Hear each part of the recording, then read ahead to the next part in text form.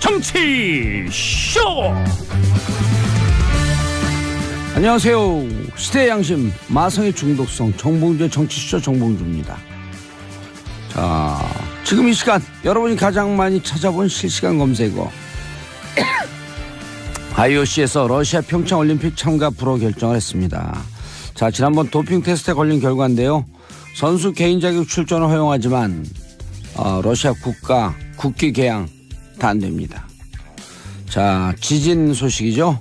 어제 오후 9시 19분 포항 2.1 여진 아닌 듯 북한 길쭉 규모 2.8 지진 핵실험 여파라고 하는데 이것도 미확인입니다. 자, 어제 예산안 통과됐죠. 자유한국당 표결 빠졌습니다. 예산안 통과됐고요. 자, 이 중에 봉도사가 거론 오늘의 실시간 검색어는 최경환 검찰 출두입니다. 방금 전에 했답니다. 자, 웸 라스트 크리스마스 들으면서 1부 들어가겠습니다.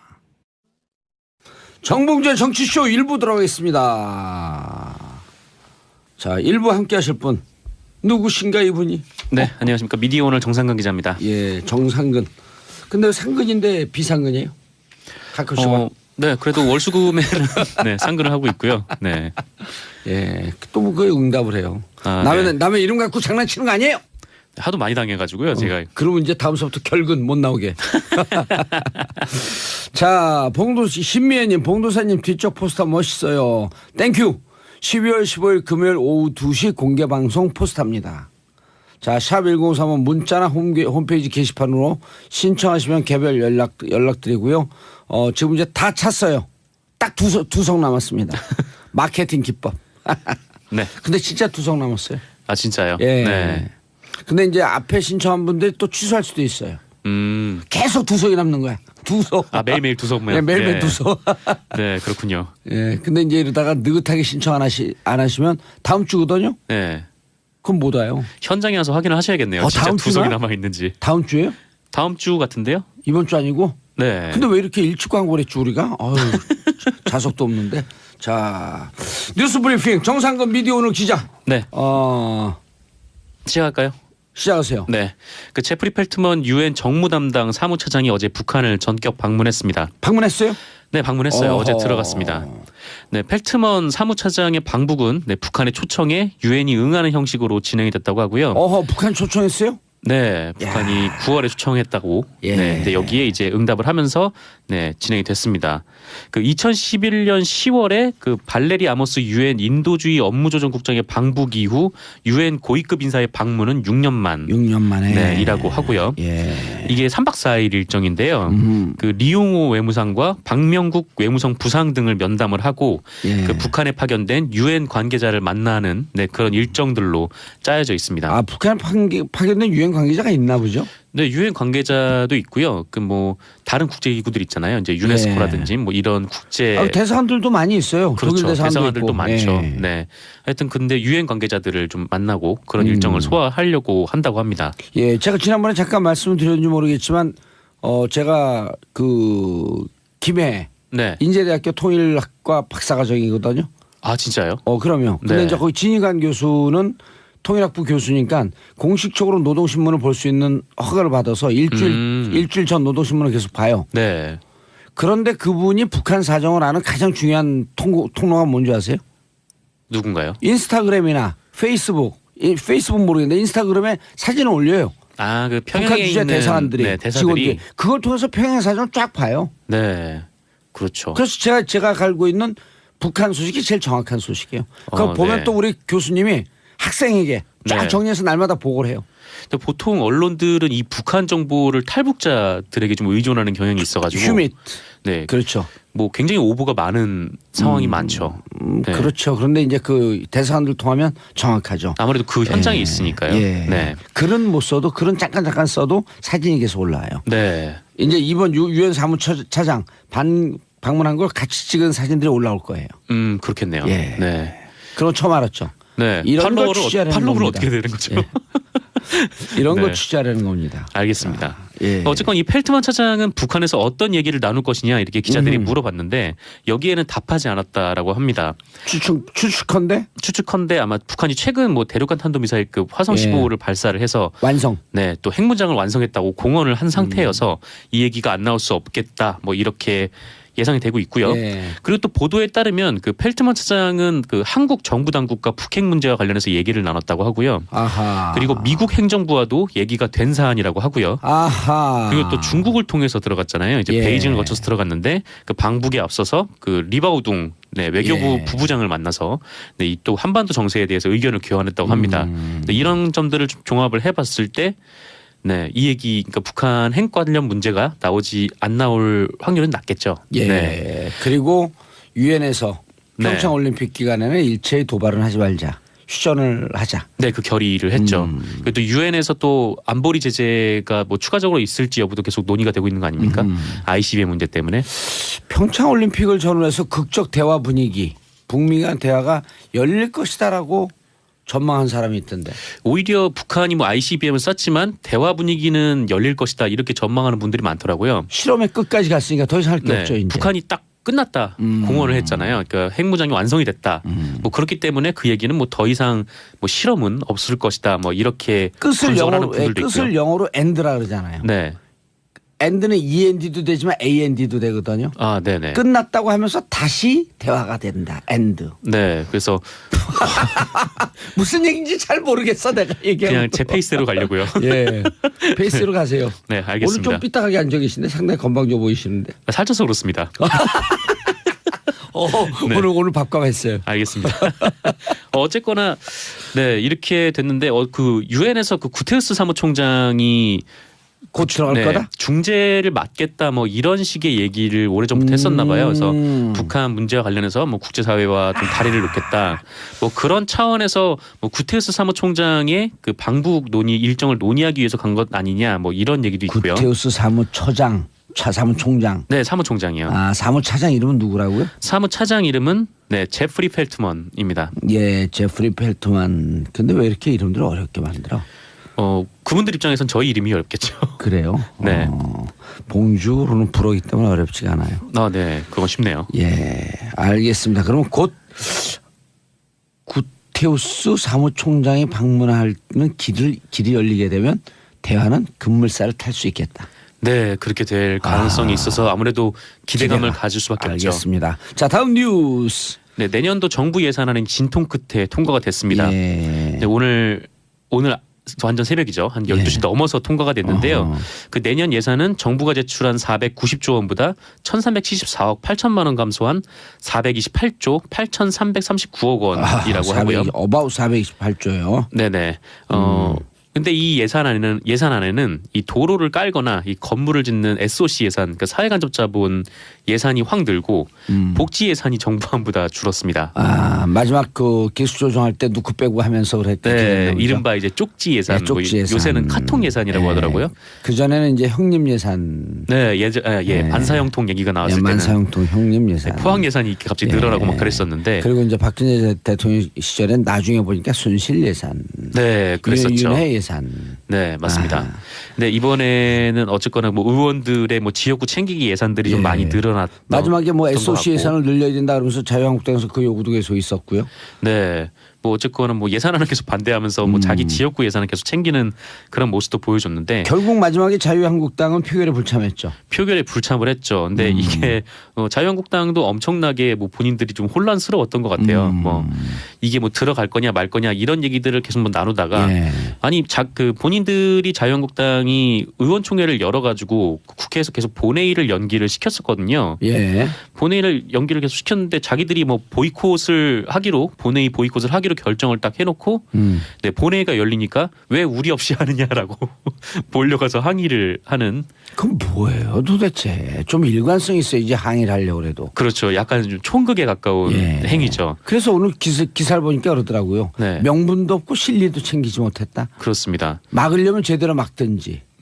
아니면 그 협의를 하면서 좀 조정을 하려면 조정을 하든지. 네, 도대체 입장이 뭐냐.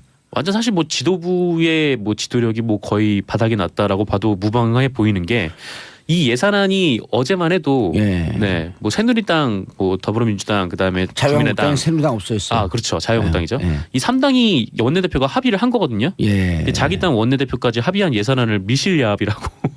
아니 네, 근데 의원들이 합의하면서도 그들의 입장에서 생각을 하면 자유한국당 네. 입장에서 생각하면 공무원 인상 문제, 네네. 그다음에 그 뭡니까 그 임금 보존하는 네, 최저임금 인상에 따른 임금 인상에 따른 일자리 무슨 활성 어쩌고저쩌고 해죠 그 명목이. 네, 그 예산들이 있었죠. 네, 그 예산에 대해서는 유보라는 네. 입장을 갖고 갔기 때문에 유보했었는데 가서 의총서 결론 냈다. 이렇게 얘기할 수 있어요. 충분히 우리가 이해를 해줘도. 네네. 그러나 그렇게 된다면은 정말 방어할 건지 아니면 빠질 건지 분명히 입장을 취해야죠. 네, 뭐 정확하게 입장을 취해야 되는데. 예, 명분도 없고 실리도 없었다. 네, 어쨌건 이 새누리당, 아니, 자유한국당의 이런 그 불참으로 인해서 예. 뭐 언론에서는 저 자유한국당이 불참해서 결국 자유한국당이 그렇게 극렬하게 반대를 했던 법인세 인상이 이루어졌다. 만약에 참여를 해서 표결을 했으면은 그게 부결이 됐을 텐데. 네, 뭐 그런 분석이 나오긴 했습니다. 부결이 되진 않지 않았을까요? 근데 뭐 국민의당하고 뭐 다른 의원, 다른 이제 예. 네, 당에서 바른정당 네, 그쪽에서 반대표가 많이 나왔었어요. 그래서 만약에 자유한국당이 들어가서 표결에 반대표를 던졌으면은 그 세제 개편안은 부결이 됐을 거다 이렇게 분석이 법인세 나오더라고요. 인상. 네. 법인세 22%에서 25%를 올리는. 네네. 근데 그것도 사실 되게 제한적으로 묶어놓긴 했는데. 네, 기업이 77개 기업밖에 안 되더라고요. 3천억 이상이니까. 네, 그렇죠. 네. 알겠습니다. 자, 우병우 국정원의 진보교육감 사찰 지시 이러고도 우병우가 빠져나가나 봐야죠. 그러게요. 그 우병우 전 민정수석이 박근혜 정부의 비판적 성향을 가진 교육감들을 불법 사찰할 것을 국정원에 요구했다. 네, 이런 보도인데요. 그 한국일보 보도에 따르면요, 그 우병우 전 수석은 지난해 3월 말 그 국정원 측에 정부 시책의 비판적인 교육감을 상대로 실질적으로 견제가 가능한 내용을 정교하게 파악해 보고하라. 네, 이렇게 지시를 내렸다고 합니다. 딱 시한을 열흘 줬대요. 네. 열흘 동안 감사하라고. 네, 열을 주고 이제 집중 사찰할 것을 지시를 했다는 건데 이때 상황을 돌아보면은 그 누리과정 논란이 좀 있었습니다. 아, 누리과정 논란. 네, 그러니까 정부와 이제 교육감들 사이에 그렇죠. 그 누리과정 예산 문제와 관련해서 논란이 있었고. 누리과정 전액 다 지원하겠다라고 한 게 박근혜 대통령 공약이었거든요. 네, 공약인데 그거를 은근슬쩍 지역 교육감들한테 떠넘겼고. 그렇죠. 네, 지역 교육감들은 날벼락을 맞은 셈이었죠. 그래서 어쨌거나 뭐 그 문제도 있었고, 그리고 또 하나는 그 역사 교과서 국정화와 관련해서 교사들이 시국 선언을 한 적이 있었어요. 근데 이때 교육부가 이 교사들을 징계를 하라고 했는데 교육감들이 징계를 하지 않았었습니다. 요게 맞아요. 그 전북 교육감도 그렇고 요게 몇 년도인가요? 그 국정원의 진보교육감 사찰 지시한 게 2015년인가요? 16년이요. 지난해 3월 말입니다. 지난해 3월 말. 네네. 그때 몇 개월 뒤면 이제 자기 운명이 기우는 걸 모르고 이렇게 인간들이 그 한치 앞을 못 본 거죠. 네. 근데 어쨌거나 이거를 네, 청와대 민정수석이 그것도 국정원을 시켜가지고 뭐 이런 진보 교육감들의 뭐 정책에 반대를 하면 그냥 반대한다고 얘기를 하면 되는데 이렇게 뒷조사를 시켜서 사찰을 했다라는 거죠. 예. 그래가지고 그렇게 가져온 국정원의 정보가 이랬다고 합니다. 예. 그 전교조 출신 교사의 교육청 인사 발탁, 네, 친교육감 인사의 내부 승진, 네, 해당 교육감과 친분 있는 단체의 특혜 의혹, 뭐 이런 것들이 있었다고 하는데, 예. 뭐 실질적으로 이게 뭐 공개가 되기도 좀 어려운 수준이었는지 뭐 결국 나오지는 않았던 것 같아요. 그러면 지금 그런 게 예를 들어 전교 출신 교사에 네. 교육청 고용할 때 정식 절차를 밟았을 거 아니에요. 아무 문제가 없는 거죠. 네. 성향이 문제가 있다? 사상과 네. 사상의 자유. 네, 그거는 이제 헌법에 보장된 그렇죠. 내용이고요. 그리고 뭐 친교육감 인사의 내부 승진은 뭐 어떻게 뭐 어떤 사례를 딱 특정하기 어려울 만큼 이게 너무 범위가 이상하잖아요. 가서 물어봐야 되나요? 그러니까요. 뭐 너는 교육감을 친이냐 반이냐. 그렇죠. 네. 근데 교육청 직원한테 가가지고 뭐 교육감 지지하냐라고 물어보면 거의 대부분 지지를 하시겠죠. 뭐 어쨌건 뭐 그렇고요. 그 또한 우병우 전 수석은 과학기술계 인사들까지 마구잡이로 뒤조사한 정황도 있다라고 합니다. 이러고도 그 그 영장실질심사에서 우병우 기각시키는 사람들 이 진짜 영장 전담 판사들 매번 아주 우리 가족보다도 이름을 더 외웠어 이제. 예? 권순호, 오민석, 강영부영. 아, 그건 이름도 잘 못 외워요. 네, 강부영 판사였던 걸로 기억하는데. 네. 그 어쨌거나 이 과학기술계 인사들까지 뒷조사를 한 거는 그 한국과학기술단체 총연합회 회장이 김대중 정권 장관 출신이었다고 해요. 그래서 과학기술계에 좌파가 많은 거 아니냐, 뭐 이런 의구심으로 일종의 과학계 블랙리스트를 만들었다는 의심을 그렇죠. 검찰이 하고 있습니다. 예, 요건 며칠 전에 기사가 나왔었던 건데 김명자 장관이었죠. 네네. 예. 지금 네, 그렇습니다. 자, 고용부 바리케이트 피의자 신분 수사 착수 이게 뭐예요? 네, 파리바게뜨. 바리케이트. 네, 바리케이트를 시정하기. 네, 그렇습니다.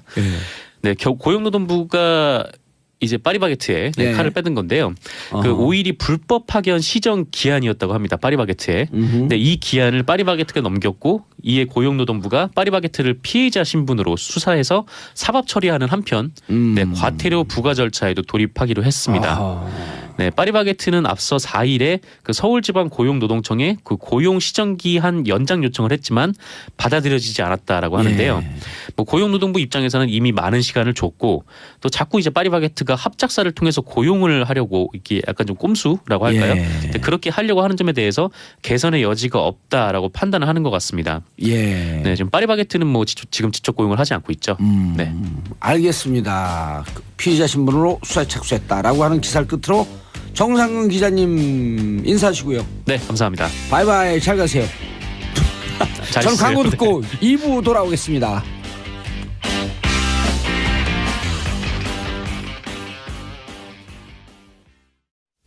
정봉주의 정치쇼 2부 수요일마다 오는 시간 3변시대. 자, 법조인의 눈으로 대한민국의 정치, 사회, 법조 뉴스를 들여다보는 고구려를 대표하는 백성문 변호사님. 네, 안녕하세요. 백성문 변호사입니다. 예, 그리고 신라를 대표하는 김태현 변호사님. 네, 안녕하세요. 화개장터. 네, 백제 출신 박지훈입니다. 예. 백제가 너무 좋습니다, 이제는. 예. 대구 출신. 아, 출신은 백제 아니잖아요. 뭐 출신만 그런 거고 마음은 예. 다 글로 가 있습니다. 마음으로 출신이에요. 마음 출신. 서동이에요. 서동요 이제는. 제가 대구에서 백제로 넘어오는 과정의 얘기를 들었거든요. 네. 급격히 넘어왔어요. 급격히. 근데 무척 오래된 줄 알았더니 최근이더만. 아, 급격히 넘어왔다니까. 네, 그 얘기 듣고 백제 제가 넘었어요. 뭐 참고로 뭐 원하신다면 제가 뭐 아니, 그래서 과거의 예. 누구야? 박지훈. 저 박지훈 변호사의 발언들을 제가 다 말씀드리겠습니다. 아니, 그래서 그렇게 급격히 넘어왔다는 얘기를 듣고 제가 그럼 그 전에 갖고 있었던 정체성은 도대체 뭐야? 아니 근데 그거는 제가 말씀드리잖아요. 과거의 발언들. 저는 뭐 정치 성향이 있는 것도 아니고 정치인도 아닐 뿐더러 예. 많은 사람들이 이번 국정농단을 겪으면서 많이 넘어왔어요. 그 사람 중에 일부라고 생각하시면 돼요. 아, 이번 국정농단 와중에 넘어왔어요? 그렇죠, 당연하죠. 이게 나라냐 이런 생각을 하면서 이게 아니라고 생각하면서 TK 쪽에서도 많이 이게 이제 나라냐 그러면서 난 날았다 그러고. 날았다. 그래서 저쪽으로 이쪽으로 날았다 이렇게 돼버렸습니다. 급격하게. 네. 네. 자, 김정희님 팟캐스트로 듣다가 처음으로 본방사수예요. 개콘보다 더 우스운 한국 정치 언제쯤 국민 기대에 부응할까요? 봉도사님 국회 재입성하지 마시고 방송으로 국민의 정치 감각 업 해주세요. 감사합니다. 어쩜 제 마음이 이렇게 아주 어제 그 뉴스에 따라서 쫙 정확하게 말씀해 주셨을까. 뉴스에서는 뭐 정치인 복권 안 된다. 그래서 내가 막 박수를 치고 막 떼굴떼굴 굴렀어요. 좋아갖고. 자, 김기옥 변호사님. 박 변호사님 저번 주는 머리가 겸손하더니 오늘은 거만해 주셨네. 크크 방송하셨나 아침에 저번 주에 미사일 때문에 예. 그 방송이 취소됐고요. 취소가 됐고. 오늘은 2개 하고 왔습니다. 예. 네. 알겠습니다. 자, 최경환 의원님. 네. 검찰 출석하면서 9시 56분 검찰 조사에 성실임해서 저희 억울함을 소명하겠다. 이분은 법조인은 아니죠. 네. 이분은 검찰에 들어가본 경험이 있나요? 그전에는 제가 알 거의 거 없죠. 없을걸요. 경제통이죠. 그러니까 계속 말만 있었지 아하. 제대로 된 뭐 수사나 조사를 받아본 적은 없는 것 같고 아하.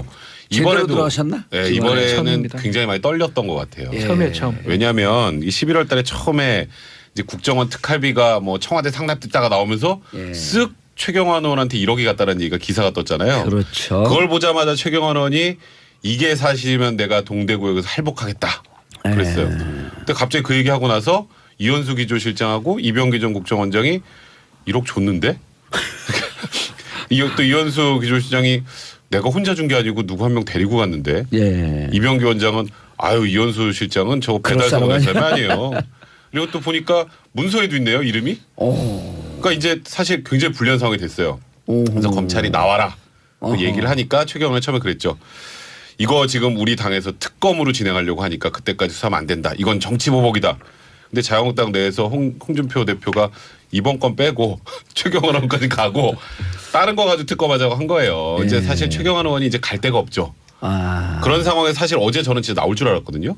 원래 어제였잖아요. 어제였는데 그 예산안 그 본회의 표결에 지도부에서 참여해달라고 했다는데 사실 뭐 참여할 이유도 별로 없었고 지도부도 별말 없었습니다. 근데 최경환 의원이 제가 보기에 지금 굉장히 당황하는 것 같아요. 사실 이런 조사를 받아본 적도 없고 지금 증거 관계가 너무 불리하게 돌아가고 여론도 등을 돌렸고 거기서 더 심한 거 본인의 당도 등을 돌렸습니다. 홍준표 대표가 어제 그랬잖아요. 자연소멸중. 검찰이 자연소멸시키고 있다고. 그러니까 홍준표 대표는 지금 최경환 의원이 혐의가 있다고 거의 확신하는 것 같아요. 그리고 어찌 보면 사실 손 안 대고 코 푸는 형태가 될 수도 있으니까. 근데 둘이 친할 수 있는 조건인데. 그러니까요. 송환종 1억. 둘 다 1억 가지고. 네, 그래서 김태현 빵 터졌어. 하여튼 모든 여건. 야, 그래서 대단하십니다.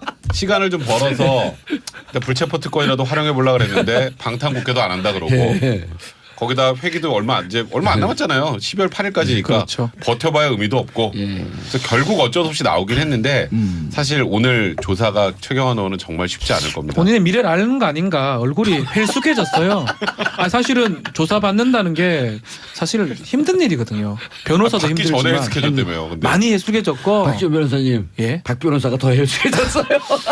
아니 일단은 뇌물죄거든요. 이거는. 그렇죠. 뇌물죄가 딱 떨어지는 게 뭐냐면 특활비 예산 증액을 부탁을 하면서 1억을 갖다 주면서 그 특활비에서 빼서 1억 갖다 준 거예요. 그리고 증거는 지금 확실해요. 이병기, 이현숙, 부하 직원까지 뭐 빼고 받고 나갈 방법이 없습니다. 그럼 10년 이상 아니에요? 그래서 특가법 그렇죠. 적용되면 10년 이상입니다. 특가법상에. 저는 이 사건 오늘 최경환 의원은 새벽 정도에 긴급 체포될 가능성도 있지 않을까 생각도 들어요. 심경의 변화가 있어. 아니 지금 뭐 얼굴이 불안할 수도 있거든요. 괜히 보내줬다가는. 그래서 검찰에서 판단할 수도 있겠지만 심지나 이런 걸 봤을 때 뭐 좀 불안하다 싶으면 뭐 혐의상은 거의 확실한 것 같고요. 영장은 사전적 영장을 내는 것보다는 긴급 체포를 통해서 새벽 정도에도 가능하지 않을까 생각이 듭니다. 저요? 네. 저는 긴급 체포는 안 할 것 같아요. 왜냐면은 지난번에 왜 누구죠?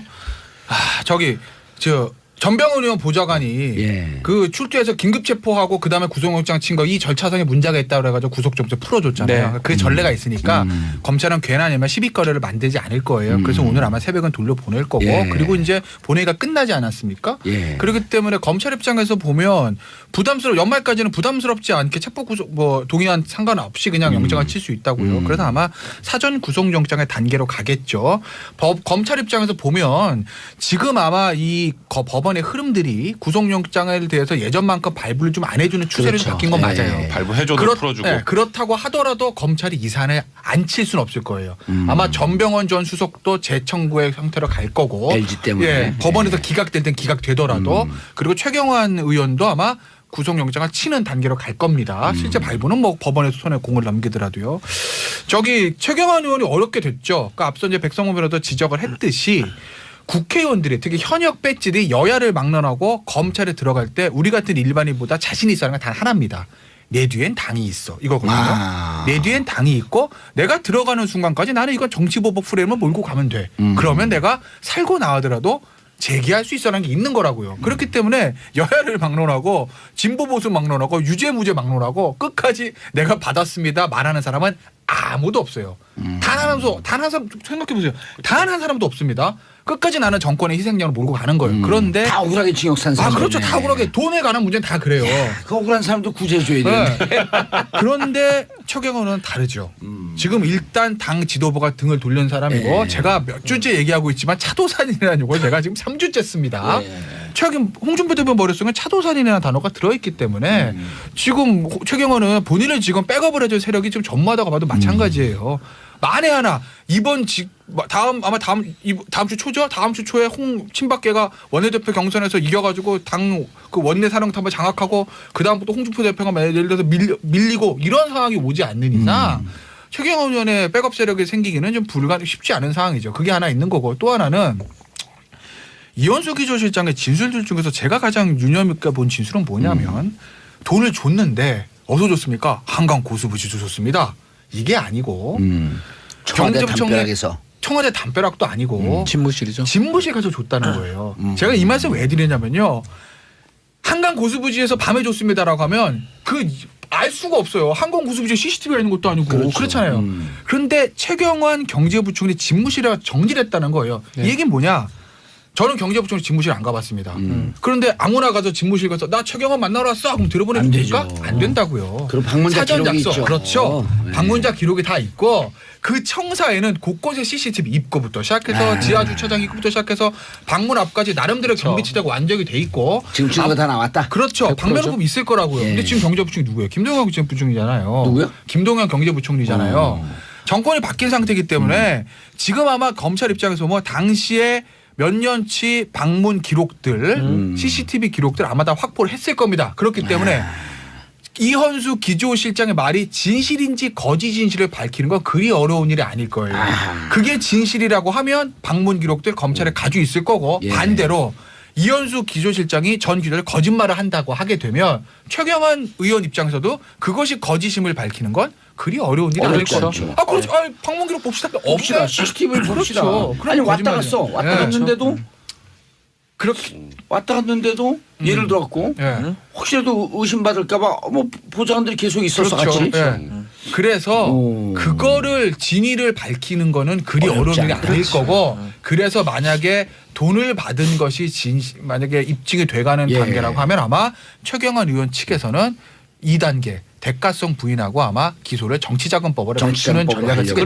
그렇지. 항상 모든 정치를 그렇죠. 하듯이. 예. 그래서 제 생각에는 아마 뇌물보다는 아마 정치자금법 형태로 아마 기소가 되지 않을까 이거는 싶어요. 왜냐하면 근데 문제는 그러니까 대가성이 검찰 입장에서 보면 왜냐하면 양날의 칼이거든요. 그게 날아갈 가능. 왜냐하면 대가성 입증이 쉬운 건 아니잖아요. 어찌됐든 간에 정치정권법이라고 해도 이 사안 자체는 큰 사안이니까 아마 그런 형태로 하지 않을까 근데 싶어요. 문제는 이제 그렇게 정치자금법으로 돌리는 게 희망사항이 되겠지만 지금 나와 있는 진술들이 정치자금법으로 돌리기 힘든 사안이에요. 완전 대가성이 입증이 되는 거죠. 아니 그냥 국정원 특활비를 지금 그 당시에 막 깎자는 움직임이 있었거든요. 그러니까 야 이거 우리 예산 날라가면 안 되니까 돈 갖다 주고 예산 좀 어떻게 좀 이렇게 홀딩 시켜봐. 그건 이걸로 줬다라고 얘기를 했는데 그렇죠. 갑자기 불법 지금 정치자금은 보니까 어떻게 되지? 그게 아닌가 보네요라고 할 수는 없잖아요. 그래. 그 진술이 이미 나와 있는 상황이고 사실 최경환 의원이 살아난 방법 딱 한 개예요. 배달 사고.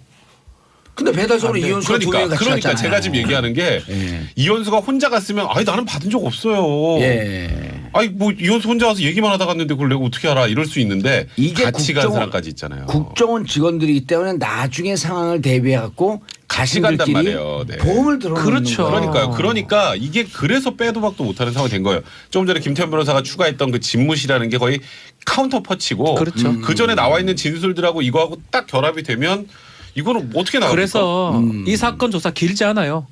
또 얘기를 하지만 최경환 의원은 아마 조사가 빨리 끝날 거예요. 예. 이게 뇌물죄에서 시간, 장소, 방법을 객관적으로 공소장 기재를 하기 위해서 항상 장소가 또 애매해요. 예. 전에 홍 대표 사건도 마찬가지, 홍준표 대표도 마찬가지로 윤승모가 여기 줬다 그러다가 주차장에 줬다 그러다가 장소가 헷갈리는데 이거는 예. 시간, 장소, 결제 시간 다 맡았고요. 사람 막 딱 둘이 들어가 있고. 이러기 때문에 이거는 사람부터 방법까지 뭐 100% 확실합니다.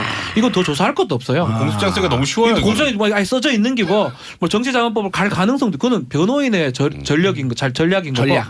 뇌물죄로 보이고요. 그렇기 때문에 조사는 아마 제 생각인데요. 자정 전에 끝납니다. 끝난다고 봐야 되고 그 만약 안 이후에 끝나면? 안 끝나면 제가 그거 모르죠.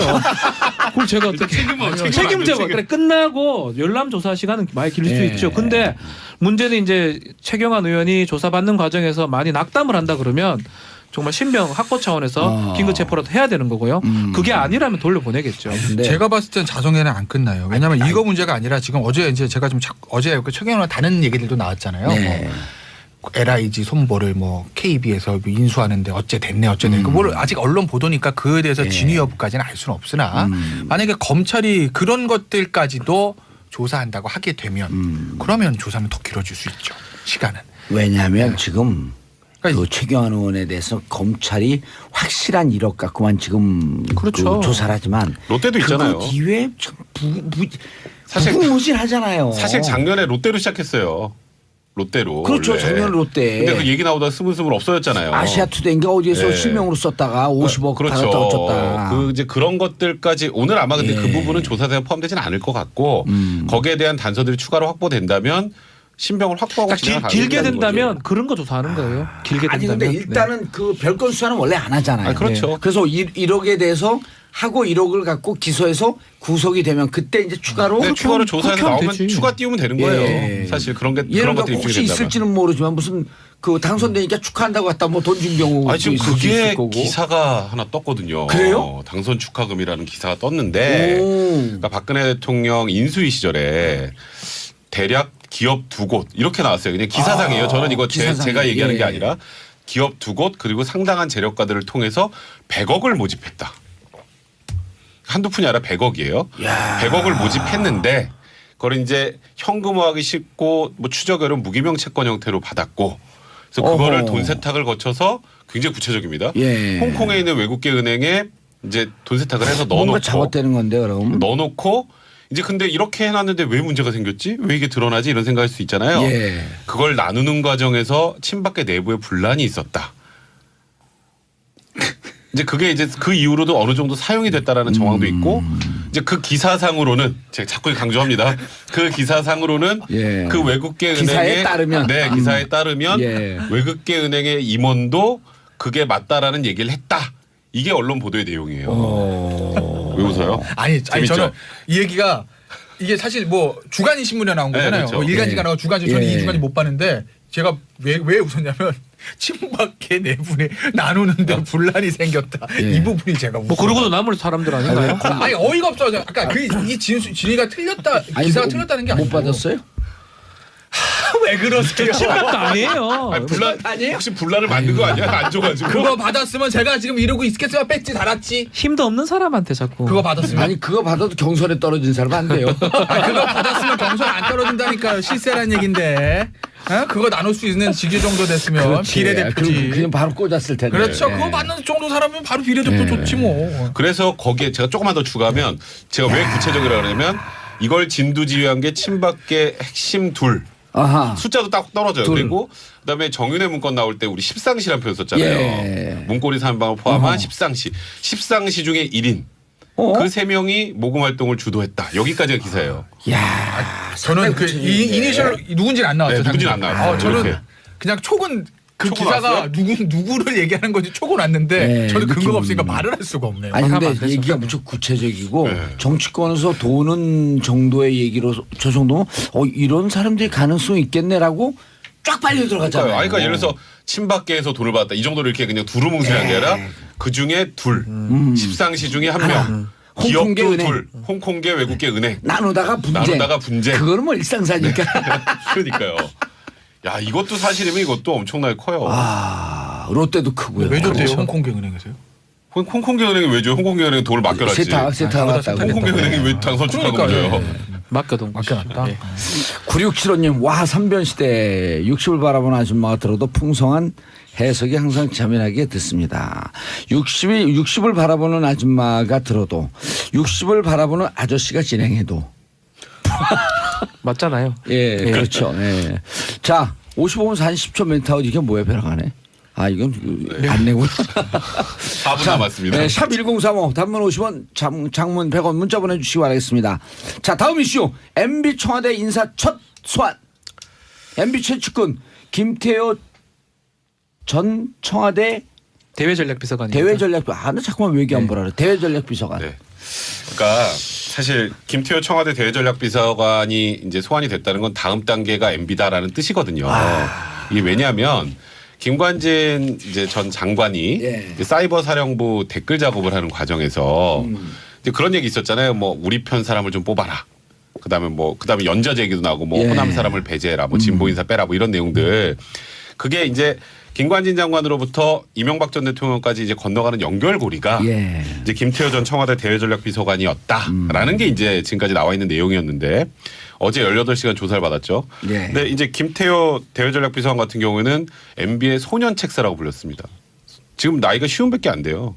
오. 근데 2004년 서울시장할 때부터 그 당시에부터 이제 대외 안보 분야와 그럼 관련돼서 30대 중후반이었었는데요. 그러니까 소년 책사. 오. 그래서 그렇게 길게 동안 이명박 전 대통령을 보좌해 왔고 예. 그리고 저번 정권의 인수위 시절부터 뭐 사실 대외 안보 문제나 모든 문제를 거의 총괄하다시피 했기 때문에 그러니까 이번 문제에서도 가장 핵심 연결고리다. 그래서 이 연결고리가 뚫리면 그럼 이명박 전 대통령까지 조사가 이루어질 수 있다라는 게 일단 일반적인 시각이었는데 일단 어제 18시간을 조사받고 나오는데 김태호 비서관의 표정이 그렇게 나쁘진 않았어요.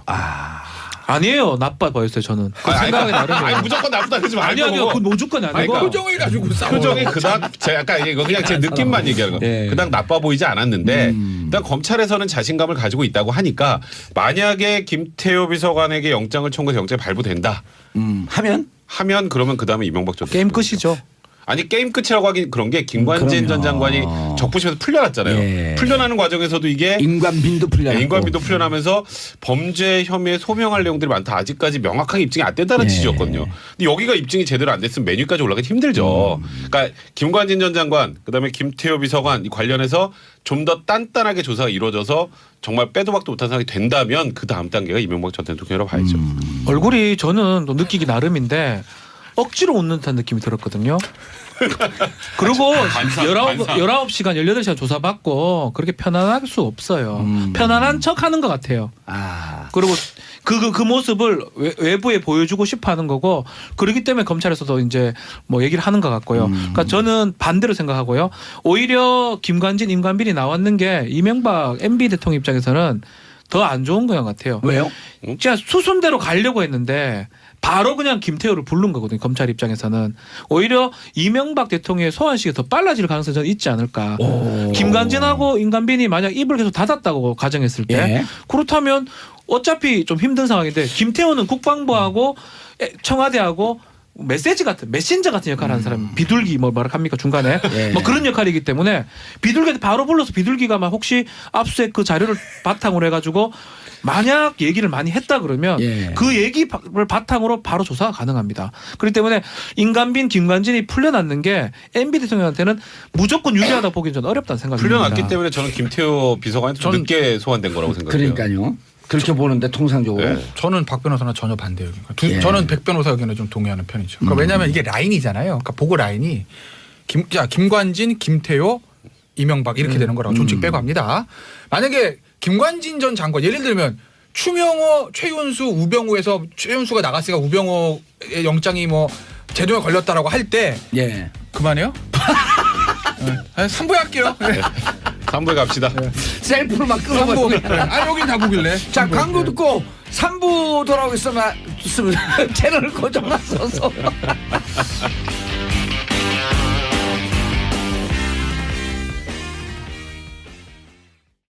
정치쇼 3부 들어가겠습니다. 자, 지금 여러분들께서는 대한민국 최고의 변호사 바로 밑에 있는 분들. 그게 어디요? 바로 밑 그러니까. 바로 밑 바로 밑이 정도면 어디야? 저는 사실은 대한민국 최고 변호사가 누군지 몰라. 근데. 기본보다 모한 변호사입니다. 솔직히 말씀. 모한 변호사? 예, 저는 뭐 중간 기본보다 모한 변호사? 못한 변호사입니다. 평범한 변호사입니다. 자, 예. 고구려 대표는 백성문 변호사, 신랄 대표는 박지훈 변호사, 그다음 화개장터 김태훈 변호사님 함께하고 계신데 바꿨어요 아까- 둘이? 그랬어요? 화개장 더 됐어요. 귀순했어요? 저는 일관성 있어요. 김태훈 변호사님도 넘어오세요. 저는 일관성 있어요. 저는. 지금 말하는 거 보면 많이 바뀐 것 같기도 한데. 아니 일관성을 살아요. 넘어오면 변호사가 바뀌어야 돼. 이 역할을 해야 되거든. 아, 거기 한 명 뽑으면 되지. 누가 합니까 이 역할을 누가 아니, 욕 여기 이한석, 먹으면서 이한석. 야, 저게 이제 저 역할을 할 수 있는 정준길 변호사 이런 분들 몇 명 없는 것 같은데. 그죠? 아, 정준길 변호사는 예. 이 방송을 듣고 있을 것 같았고 예. 이런 얘기 하면 안 되지만 예. 내공이 여기보다 떨어지잖아요. 맞습니다. 예. 감사합니다. 할렐루야. 땡큐 베리 마치. 자, 아까 어디까지 자체 중단에 얘기하고 자체 자체 중단. 중단. 셀프 중단. 우리 기억도 못해. 자, 5분 기다리시면 다시 시작합니다. 예. 어쨌든 어디까지 하던 거였죠, 제가? 그러니까 김관진, 김태호, 이명박 요 라인이라는 거예요. 그러니까 네. 하나 예를 들어드리면 추명호, 최윤수. 최윤수, 우병우 요 라인이었잖아요. 예. 국정원 예. 이선보가. 그런데 중간에 최윤수가 최윤수. 샥 영장이 기각되면서 우병우까지 어떻게 해야 되지? 칼이 못 가는 거 아니야 라고 했는데 그때 반론이 뭐였냐면 무슨 소리야. 추명호에서 우병우를 직보한 거기 때문에 어차피 최윤수는 빠져 있었으니까 괜찮아라는 이제 반론들이 있어요. 그런데 이 사이버는요. 김관진, 이명박 요 직보가 아닙니다. 이건 네. 검찰도 인정을 하는 거예요. 검찰도 김태호 전 비서관이 조직 다 빼고 김태호가 중간에서 메신저를 했다는 거 아니겠습니까? 그러니까 김관진, 김태호, 이명박이라고요. 확실히 네. 라인이. 근데 김관진 전 장관이 이미 구속영장이 발부됐다가 구속정부에 나왔는데 그 이유가 죄가 안 되는 것 같은 걸 이거잖아요. 그거 어찌됐건. 쉽게 말하면. 그러니까 네. 그래 쉽게 말하면 그래서 거기서 브레이크가 걸렸기 때문에 김관진 전 장관을 확실히 뚫어내지 않는 이상 김태호 전 비서관 뚫기가 쉽지 않고 그게 못 뚫으면 MB까지 가기도 굉장히 척척산중인 저는 조금 거죠. 반대로 예. 요 문무일 총장의 얘기가 조금 주목을 해야 됩니다. 올해 안에 수사를 끝낸다. 누가 봐도라도 올해 안에 수사 끝낼 수가 없어요. 그 끝낸다는 거는 사실은 상징적 의미인 거예요. 그 얘기는 저는 이렇게 봅니다. 이 사건 국정농 사건의 마지막은 어쩌면 우리가 아는 그 사람입니다. 경제가 막 어렵다. MB 전 대통령이죠. 그러니까 이 문무일 총장의 어떤 메시지가 올해 안에 아니면 내년 초까지만 해가지고 끝낼 수 있다는 그런 메시지고 그걸 하기 위해서 김태호를 불렀는 게 아닌가. 김태호가 이 19시간 연례 조사를 받으면서 빠져나갈 가능성도 있지만 얘기했을 가능성이 높다고 생각이 들거든요. 얘기를 했다고 하면 그거는 바로 이제 MB 대통령의 소환하고 연관이 되지 않을까. 저는 그래서 뭐 연말이라든지 늦어도 연초에 포토라인 쓸 가능성이 있지 않을까 자, 생각이 이런 듭니다. 보도가 있어요. 그 김관진 전 장관이 검찰 조사에서 우리 편 뽑으라는 MB 지시 인정했다는 보도 직후에 네. MB와 김태호가 휴대전화 문자 기록 주고받았다는 네, 정보를 어제 확보했다. 네, 어제 이제 모 그 종편에 예. 뉴스 단독으로 이제 보도가 된 내용이었는데 이제 김관진 전 장관 이제 조사 받고 그다음에 이제 이명박 전 대통령이 뭐 바레인인가로 출국을 했잖아요. 그래가지고 그때 이제 뭐 청와대 직전. 그 청와대 청원에도 뭐 출국 금지해야 된다 뭐 이런 것도 청와대 청원 많이 가고 그랬었잖아요. 이명박 전 대통령 수사해야 된다 그러면서. 근데 그 당시에 이 김태호 비서관하고 이명박 전 대통령이 서로 계속 연락을 하면서 이 상황을 파악하려 했다라는 그런 정황들이 이제 나오게 된 거예요. 청원이 있더라도 그게 범죄는 아니잖아요. 그렇죠. 근데 이제 거기에 내용이 이제 뭐 문자 메시지 내용들이 혹시 이거랑 좀 관련이 있으면 왜냐하면 그 문자 메시지 내용은 그 방송에서 공개를 안 했어요. 그러니까 무언가 김관진 전 장관이 검찰 조사를 받고 야 이거 우리 이거 잘못된 거 아니야 만만치 않은데 라면서 얘기한 게 있다면 뭔가 이 이후에 증거를 인멸하거나 입을 맞추거나 그렇죠. 하려고 했던 정황이 아닐까? 가 이제 어제 뉴스에 그러니까 유명한 아직 종편이죠. 구체적인 아니에요. 아니요, 근데 이 종편에서 뭐 태블릿 PC도 공개를 그냥 했었고 얘기하세요. 네. 태블릿 PC 나왔으면 뭘. JTBC인데 그 기자도 그 기자입니다. 그렇기 때문에 아마 큰 그림이 있는데 아니면 세부적이긴 있는데 조금만 공개를 한 것 같아요. 보도는. 아 이거 보도의 저건 핵심이에요. 잼만 탁 날려보거든요. 그래갖고 이제 부인을 하면은 제대로 빵 그렇죠. 터뜨리고. 태블릿 때 딱 그랬잖아요. 태블릿 똑같아요. 지금도 그 아니, 그 기자가 보도의 그 보도의 회사입니다. 기본 축이에요. 그 방송국이기 때문에 저는 더 많은 것을 취재했지 않을까 생각이 듭니다. 그런데 보통 이게 압수수색 영장 들어가면요. 그 통신 기록 주고받은 것만 있지 내용은 안 나오잖아요. 그 핸드폰에서 압수수색해갖고 포렌식으로 살렸을 때만 내용이 나오잖아요. 그렇죠. 그러니까 일단 문자 메시지요? 예. 문자 메시지 나오죠. 문자 메시지는 나와요. 근데 이제 뭐 카카오톡이나 이런 것들은 이제 어차피 서버 압수수색하지 않으면 나오지 않으니까 그렇죠. 그리고 통화를 했다까지만 나오죠. 몇 월 며칠 몇 시에 몇 분간 통화를 했다가 나오지 무슨 말 했는지 모릅니다. 왜냐하면 도감청 설비가 없기 때문에 우리나라에서는. 네. 그래서 두 분은 MB까지 가기는 좀 어려울 거 지금 같고. 당장은 지금 어렵다. 당장은. 네. 근데 이제 문무일 총장 얘기를 잘 보셔야 되는데 연말까지 마무리를 지을 건데 두 개를 예외로 들었어요. 그게 이제 MB 문제, 그 다음에 국정원 특활비거든요. 그 덩어리가 큽니다. 크죠. 덩어리가 커요. 그리고 사실은 그게 검찰 입장에서 건드리는 게 정치적으로 부담되는 측면도 있고 솔직히 말씀드리면 그래서 이제 그거는 연말이 아니라 연초까지 좀 갈 수 있다라는 거를 내놨기 때문에 어쨌든 저도 그건 그렇게 생각하네요. 이명박 전 대통령이 어떤 형태로 포토넷 한 번은 쓸 거예요.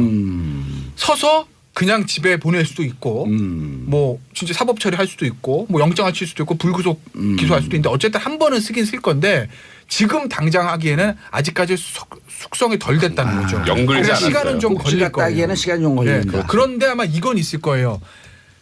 검찰도 그렇고 현 집권 청와대도 그렇고 이걸 장기적으로 끌고 가는 게 여러 가지로 부담입니다. 그러니까 왜냐하면 지금 국가적으로 가장 중요한 이벤트가 내년 평창올림픽이거든요. 그렇죠. 근데 사실 지금 평창올림픽이 안 떠요. 그러니까 평창올림픽과 적폐청산 수사가 무슨 상관이 있느냐고 말하실 수는 있지만 언론 입장에서 봤을 때 일면 헤드라인이 적폐청산 이 사건 지금 너무 재밌으니까 안 뜨는 그렇죠. 거예요. 평창이. 그러니까 뭐죠? 일면 머리가 헤드가 저 평창 뭐 대박 이게 나와야 되는데 지금 여론들이 야 평창 무슨 평창 이게 더 재밌는데 말씀하신 그대로거든요. 예. 그러니까 청와대 입장에서도 굉장히 곤혹스러운 측면이 있죠. 왜냐하면 이 평창올림픽이라는 게 문재인 대통령의 현 집권 세력에서는 여러 가지 중요한 것이거든요. 평창올림픽 떠야 내수가 삽니다. 예. 내수가 살아야 내년 지방선거가 유리해집니다. 예. 그리고 평창올림픽이 떠야 이 정부가 원하는 남북 화해 모드가 조성이 될 겁니다. 그러니까 평창올림픽 굉장히 중요한 이벤트인데 예. 이게 지금 안 뜨거든요. 적폐청산에 밀려서.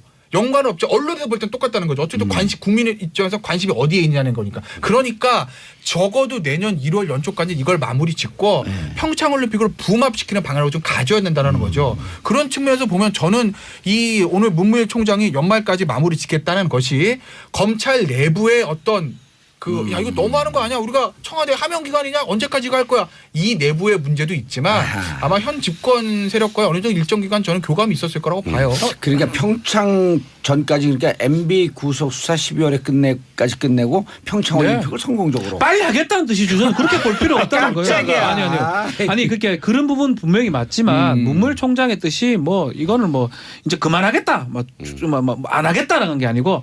빨리 수사 성과를 내겠다는 뜻이에요. 그리고 그만큼 수사에 어떤 진척이 있다라는 걸 저는 얘기하는 게 아니고 저는 그렇게 볼 필요 있다고 김태우 생각합니다. 비서관 들어가기 전에 문무일 총장이 얘기한 거잖아요.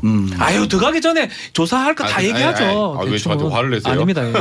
근데 사실 저는 박지원 변호사 생각이 정반대예요. 예. 저도 수사를 하지 말라는 뜻이 아니라 수사는 당연히 해야죠. 해야 되는데 브레이크가 걸린 건 사실이에요. 그렇죠. 그래서 그런 상황에서 예. 계속 이게 표류하고 그냥 카더라로 갈 수는 없는 거예요. 전직 대통령까지.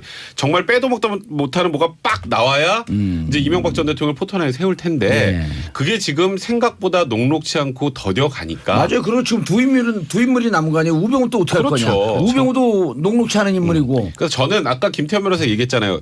예외. 이명박 전 대통령 거는 지금은 쉽지 않다라는 걸 은연중에 내비친 겁니다. 지금 적폐청산이라는 얘기는 문무일 총장이 얘기한 거는 이 전 정권에 관련된 것들이 계속 나오잖아요. 지금. 그죠? 그 김관진이 구속적 부심에서 풀려 나온 상황이 그게 녹록치가 않았어요. 그러니까 구속적 부심 풀려 나오는 순간 이 수사는 원점이에요. 그러니까 그게 이제 구속적 부심 풀려 난 게 예를 들어서 그런 경우가 있어요. 뭐 혐의는 다 인정이 되는데 보니까 이거는 뭐 죽어도 일정하고 증거도 다 확보됐고 그러니까 풀어줘. 이러면 얘가 다르죠. 근데 범죄 자체가 다툴 때가 참 많네요. 이러면서 내보낸 거니까 그러니까 당신들이 입증 제대로 못한 거예요. 일단 신광열 부장 얘기는. 그러면 여기도 입증이 안 되는데 아까 말씀하셨던 것도 연결고리 중에 1번이 입증이 안 되는데 2번 불렀으니까 이제 다음에 그냥 3번 불러? 그런 방식으로 수사하다 잘못하다 제대로 뒤통수 맞습니다. 그렇기 때문에 쉽진 않아요. 신강렬 그 형사수석 부장판사. 네. 얘 구속적 부심 풀어준 거를 이제 우리가 몇 번 얘기는 했지만 그 이후에 이제 또 김동진 인천지법 부장판사가 들이받았거든요.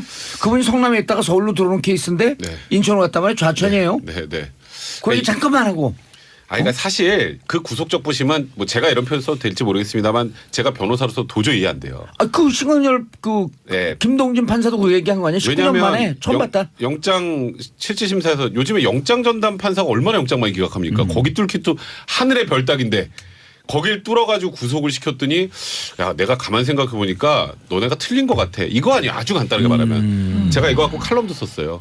제목이 어느 판사의 팀킬입니다. 팀킬. 그러니까 판사의 판단을 그렇게 뒤집는 경우는 구속적 부심은 없어요. 그러니까 무언가 뭐 그 사이에 안 하던 자백을 했다거나 사정 변경 아니면 뭐 피해자가 있는 범죄라면 피해자랑 합의를 했다거나 구속이 불필요한 상황이 구속 적부심 때 생겨야 돼요. 근데 그게 하나도 없는데 풀어줬으니까 그건 잘못됐는데 하여튼 풀려났으니까 이제 참 수사 자체가 어려워진 거죠. 김동진 부장판사가 그 문제 제기했잖아요. 그건 어떻게 보세요? 그거 정치적 입장 표명이다? 이런 부분인 거죠. 그러니까 저는 누구죠? 김명수 대법원장이 했던 너무 정치 세력들의 사법부의 결정에 대해서 왈가왈부한다는 그런 메시지. 저는 굉장히 잘된 메시지라고 보고. 그걸 하니까 이제 그 다음에 김동진 문제 제기한 거 아니에요? 일단 김명수 대법원장 또 말씀을 드려요. 사실 김명수 대법원장 우리 3번 시대에서도 그 얘기 했을 때 자유한국당에서 김명수 대법원장 코드 인사다라고 했을 때 제가 아마 그런 말씀 드렸을 거예요. 김명수 대법원장이 조금 아무래도 좀 진보적인 성향이 있는 것 같으나 이거는 받아야 되는 카드라고 한번 제가 말씀드리지 않았습니까? 왜냐하면 제가 봤을 때 김명수 대법원장 같은 경우에는 뭐랄까 정치적으로 저는 편향된 사람을 보진 않아요. 본인의 생각이 굳이 보수 진보 중에서 뭐 진보 쪽에 가까울 수 있으나 예. 그렇다고 해서 법원을 완전히 진보적인 색채로 확 바꾸고 이럴 만한 사람은 아니라고 저는 봤어요. 그런데 그게 이제 두 가지 증거로 나타난 거죠. 하나는 이번에 대법관 인선, 그다음에 그 메시지들. 왜냐하면 대법원장으로서 그런 메시지 굉장히 바람직한 메시지 아니겠습니까? 왜냐하면 누구든지 법원의 결정에 비판할 수는 있습니다. 다 생각이 다르니까요. 그러나 법을 흔들지 마라. 그렇죠. 구속적 부심에 대해서 백성 변호사는 전혀 납득이 안 된다고 하지만 저는 납득이 돼요. 저는 그게 돼요. 왜냐하면 충분히 신광호 부장 입장에서는 그게 볼 수 있다고 봐요. 예. 그런데 대법원장 입장에서 보면 정치적인 세력들의 대법원의 어떤 결정에 대해서 자꾸 왈가왈부하는 것들은 굉장히 좀 위험하다. 불편한 부분이거든요. 비판을 할 수 있으나 그러니까 정치권의 메시지가 대법원의 법원의 결정 비판한다. 다만 결정이니까 수용하겠다. 이게 돼야 되는데 비판만 있고 결정은 없다는 거예요. 예. 더군다나 그게 야당이 아니라 여당에서 집권 여당에서 나오는 것은 대법원 법원 입장에서는 굉장히 불편한 것이거든요. 흔들지 말라는 게 김동진 그렇죠. 판사 딱 들이받았잖아요. 들이받았잖아요. 그러고 나서 이제 김동진 판사가 오늘 이제 다시 글을 올렸어요. 뭐라고 어제죠. 그러니까 뭐라고 올렸냐면 구속적 부심에 대한 본인의 생각, 비판적인 생각 창의 유지하겠다. 그건 그럴 수 있다고 봅니다. 본인의 법 판단으로 생각이니까. 예. 하지만 대법원장을 소위 말해서 들이받은 건 그건 내가 잘못했고 후회한다라고 이제 글을 내렸거든요. 그러니까 그 문제는 일단 일단락에 된 것이고 저는 김명수 대법원장이 보수 일각에서 봤을 때 너무 코드 인사 아니야라고 걱정을 하고 그리고 그렇게 보이는 측면이 있는 것도 사실입니다. 하지만 예. 저는 최근에 일련의 어떤 대법관 인선이나 문제라든지 그다음에 그런 정치권에 대한 일갈 이런 예. 거로 봤을 때 김명수 대법원은 조금 그래도 좀 아직은 지켜봐야 된다라고 생각이 들고 두 가지 시간이 예. 없어서 말씀 못 드리지만 구속적 부심에 대한 생각은 백 변호사 저는 전혀 다르다. 그건 말씀드립니다. 저는 두 가지 김태현 변호사 전혀 다릅니다. 두 가지 문제 제기하는 분들이 있어요. 네. 첫째, 김명수 대법원장 들어왔는데 블랙리스트 제주사 한다는데 왜 이렇게 뜨뜻미지근하게 하냐. 그렇죠. 이 문제 제기하는 분 한 분 네. 계시고요. 그다음 두 번째, 이 구속적 부심에 대해서 모두가 이해하지 않는데 이때야말로 전 판사들이 모여갖고 판사 전원을 해야 되는 거 아니냐라는 격한 얘기를 하는 그렇죠. 판사들도 있단 말이에요. 양승태 대법원장 시절 때 이제 평판사들 회의가 생겼었죠. 예. 블랙리스트 부분이었는데 사실은 대법원장이 바뀌는데도 그 부분 문제 제기를 했던 판사들만 있고 해결책은 별로 안 나오고 있는 상황이에요. 거기에다가 막 김동진 부장판사가 어쩌면 큰 마음 먹고 이런 문제 제기를 한 것 같아요. 법관끼리 서로 그 판결에 대해서 어떤 평가를 내리는 경우 거의 없거든요. 예. 어쩌면 이거는 근데 견해도 물어봤다는 거 아니에요, 주위에. 다 물어봤고 그거를 또 글에 올렸어요. 자기가 아는 옆에 법관들한테 물어보니까 누구도 이해 못한다라고 얘기했다는 거. 그런 거는 그냥 신광열 수석부장의 판단이 잘못됐다는 얘기를 그냥 한 거예요. 막 그렇기 때문에 이 자체가 저는 의미가 또 있다고 생각이 들고 예. 그래서 뭐 김동진 부장 말 저는 한 번쯤은 뭐 좀 귀담아 들을 수 있는 부분이 아닌가 생각이 듭니다. 그러니까 얘기해도 돼요? 예, 하세요. 그러니까 구속적 부심에 대해서 좀 지난 얘기긴 한데 구속적 부심에 대해서 저도 석방되는 경우는 많이 못 봤습니다.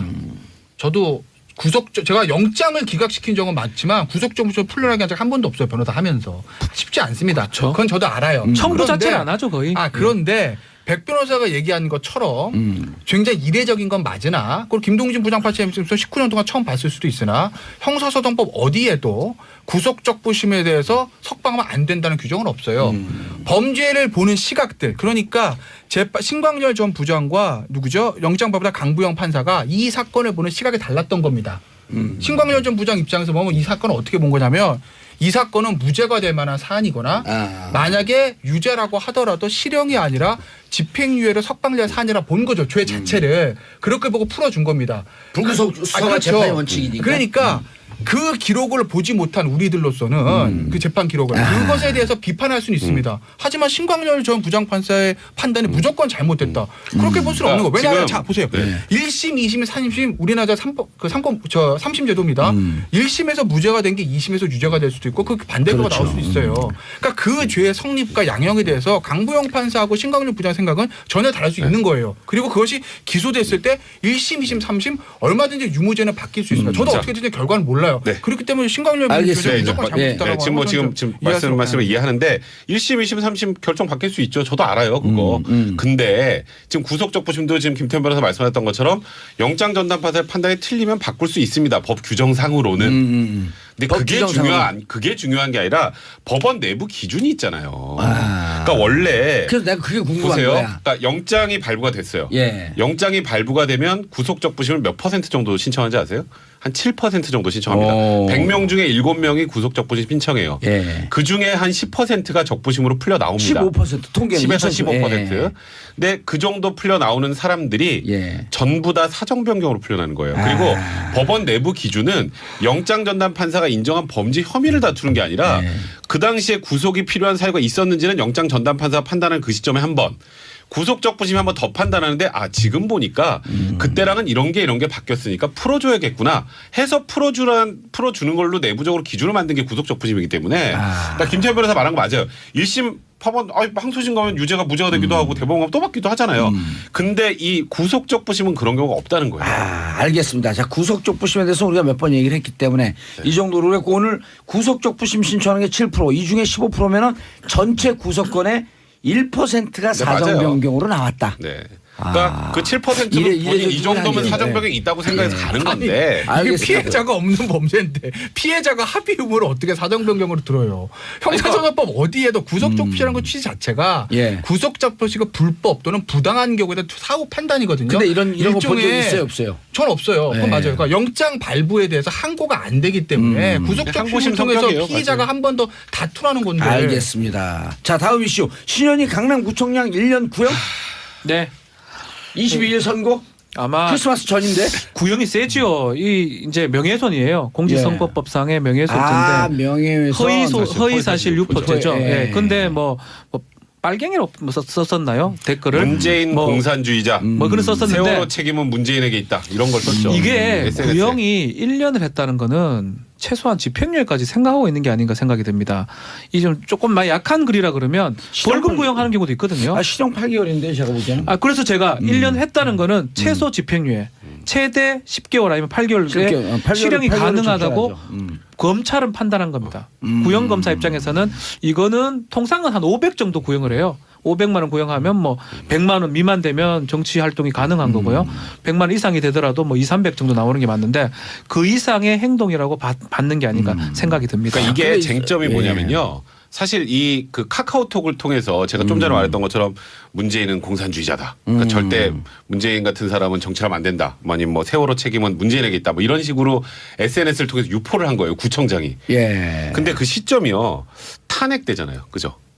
그러니까 이게 대통령 선거 일정이 잡히 전이에요.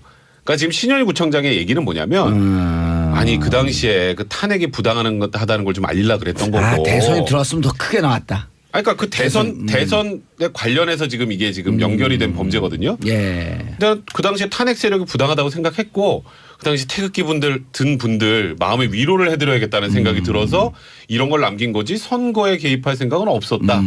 이제 그러니까 나는 이거 공선법 위반이 아니다라고 주장을 하고 있기 때문에 근데 검찰은 거예요. 근데 탄핵이 부당하다는데 왜 그 글에 탄핵 얘기는 하나도 없어요? 왜 문재인 얘기만 있어요? 이거 결국 대통령 선거 개입하려고 한 거 아니냐? 그렇죠. 이미 그 야당의 후보는 결정이 났잖아요. 그러니까 이제 사실상 이제 탄핵이 2010년 3월이면 탄핵되기 한 직전 그 즈음이에요. 그러니까 선거일자 나오지 않았는데 무슨 공소법 위반이냐라는 부분이 이번 사건의 이제 핵심 쟁점이 되는 그렇죠. 쉽지 않아요. 이 구형을 1년 했다는 거는 저는 검찰에서 강하게 생각한 거 아닌가 생각이 선거일정 듭니다. 어떻게 탄핵된 다음에 야당 후보가 됐나요? 아니면은 아니 탄핵이 안 되는데 어떻게 야당 후보가 되나요? 탄핵이 돼야지. 야당 후보가 되기 전이었네. 좀 애매하긴 하네요. 그게 이 그게 사건의 유일하게 쟁점이에요. 쟁점이죠. 애매하네요. 이게. 유일한 쟁점. 그러니까 잘못은 했는데 이게 공선법 위반이야? 이거는 또 이제 물음표가 그렇죠. 되는 거잖아요. 단순히 공선법상의 명예훼손이게 되면 허위사실 유포에 의한 명예훼손이면 센데. 세죠. 그리고 공선법 위반이면은 100만 원 이상이면 그냥 구청장직도 날라가고. 근데 공소법은 뭐예요? 공직선거법. 예, 우리 청취자분들한테 알려주죠. 근데 단순 일반 명예훼손이나 뭐 그렇다면 이거는 이제 민사. 집행유예 이상이 나와야 돼요. 예. 그래야 이제 구청장직이 날아간다고. 그러니까 그렇죠. 죄명이 어떤 거냐에 따라서 구청장직을 지킬 수 있느냐 그게 결정되기 때문에 중요한 부분이죠. 그러니까 검찰은 공직선거법상의 허위사실 유포에 의한 명예훼손 네, 그렇죠. 이걸 했고 네. 그쪽 디펜스하는 변호사 측에서는 이거는 명예훼손 선거랑 상관없어, 잘못했어. 이거예요. 네. 명예훼손 한 건 맞는데 공직선거법상의 허위사실 그렇죠. 유포에 의한 아니다. 명예훼손이 아니고 그냥 아니다. 단순 명예훼손이다. 네, 그렇죠. 굳이 말하면 설득력이 있는데요? 명료하죠. 예. 그러니까 이렇게 주장하고 있어요 지금. 어. 근데 검찰은 말도 안 된다. 설득력은 있으나 내용엔 동의할 수 없는데. 그 시점 때문에 그런 거죠. 같은 좀 만나봤잖아요. 저 신현구청 알아요. 예. 아주 잘하는 건 아닌데 뭐 안면이 있는데. 그럼 오늘 변호사가 아니라 아니요. 상담 심리사 입장에서 심리 상태 분석을. 제가 봤을 때 아마 신현희 구청 아이고 갑자기 신현희 전이래. 벌써 전이래. 뭐가 선거도 안 됐는데. 구청장 나가는 거기 나가려고요? 신현희 현 구청장. 거길 노리고 있네. 신현희 현 구청장. 뭔가 약간 본인에 대해서 존재감을 좀 과시하고 싶었던 거 아닌가 싶어요. 저는 그 당시에. 그 전문용어로 관종. 왜냐하면 신현희 구청장이 구청장 하면서 박원순 시장으로 굉장히 많이 부딪혔습니다. 맞아요. 물론 서울시의 전반과 강남구는 조금 이해관계가 다를 수 예. 있어요. 이건 뭐 구룡마을 문제도 그렇고 한전 그 부지 개발 문제도 그렇고 굉장히 많이 부딪혔었거든요. 그러니까 정책적으로 부딪히는 거는 뭐 있을 수는 있는 일이라고 봐요. 예. 그런데 종의 말 같은 그러니까 말이나 이런 것들을 가지고 정치인이 오르내는 그 길이 유쾌한 것은 아니거든요. 제가 항상 말씀드리지만 보수는 세련돼야 되고요. 지적이셔야 되고요. 품격이 있어야 됩니다. 그게 보수의 여러 가지 중요한 가치 중에 하나거든요. 신현희 구청장에게는 그런 것이 좀 아쉬운 거고 제가 봤을 때는 신현희 구청장 다음에 삼선을 노리죠.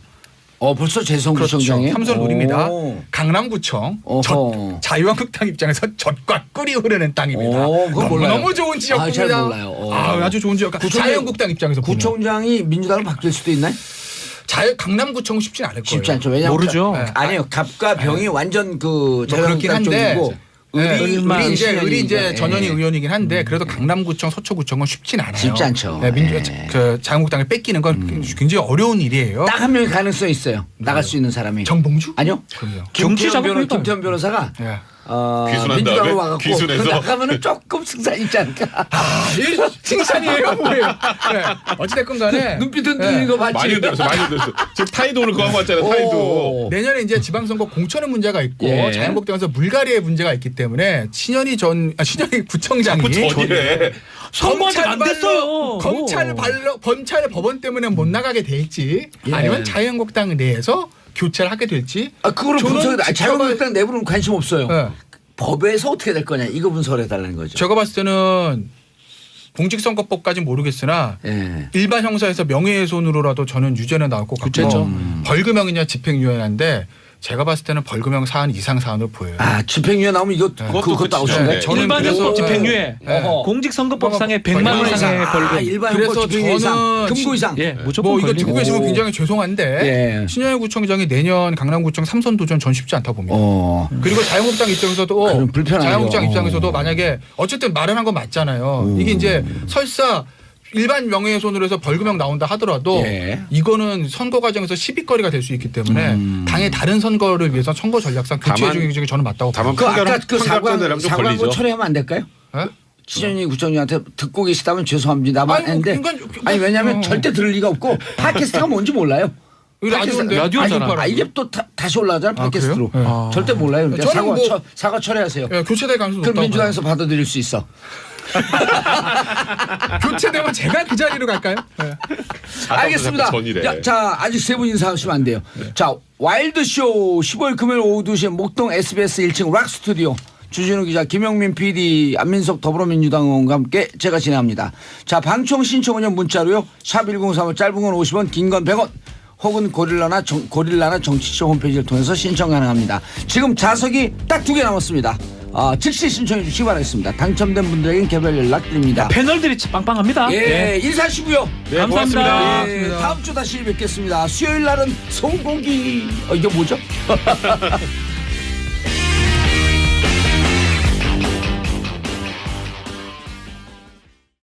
정봉주의 정치쇼 4부 순서 들어가겠습니다. 자, 알쓸 경제, 알아두면 쓸데있는 경제 뉴스. 이거 좋아요. 이런 그 살이 되고 피가 되는 찌개 백반 옛날 그런 얘기 있었는데 이런 정보가 있어야 돼. 자, 알아두면 쓸데있는 경제 뉴스를 함께 하실 분 정철진 평론가님. 안녕하십니까. 예. 정말 철저하고 진솔하게 평론하시는 분. 그렇죠. 담백하게. 정철진. 담백하게 정말 하려고 철저하고 합니다. 진솔하게. 아하. 저 권애린 SBS 보도국 기자님. 안녕하세요. 예. 에린님이네. 안 떠오르시죠? 안 떠올라요.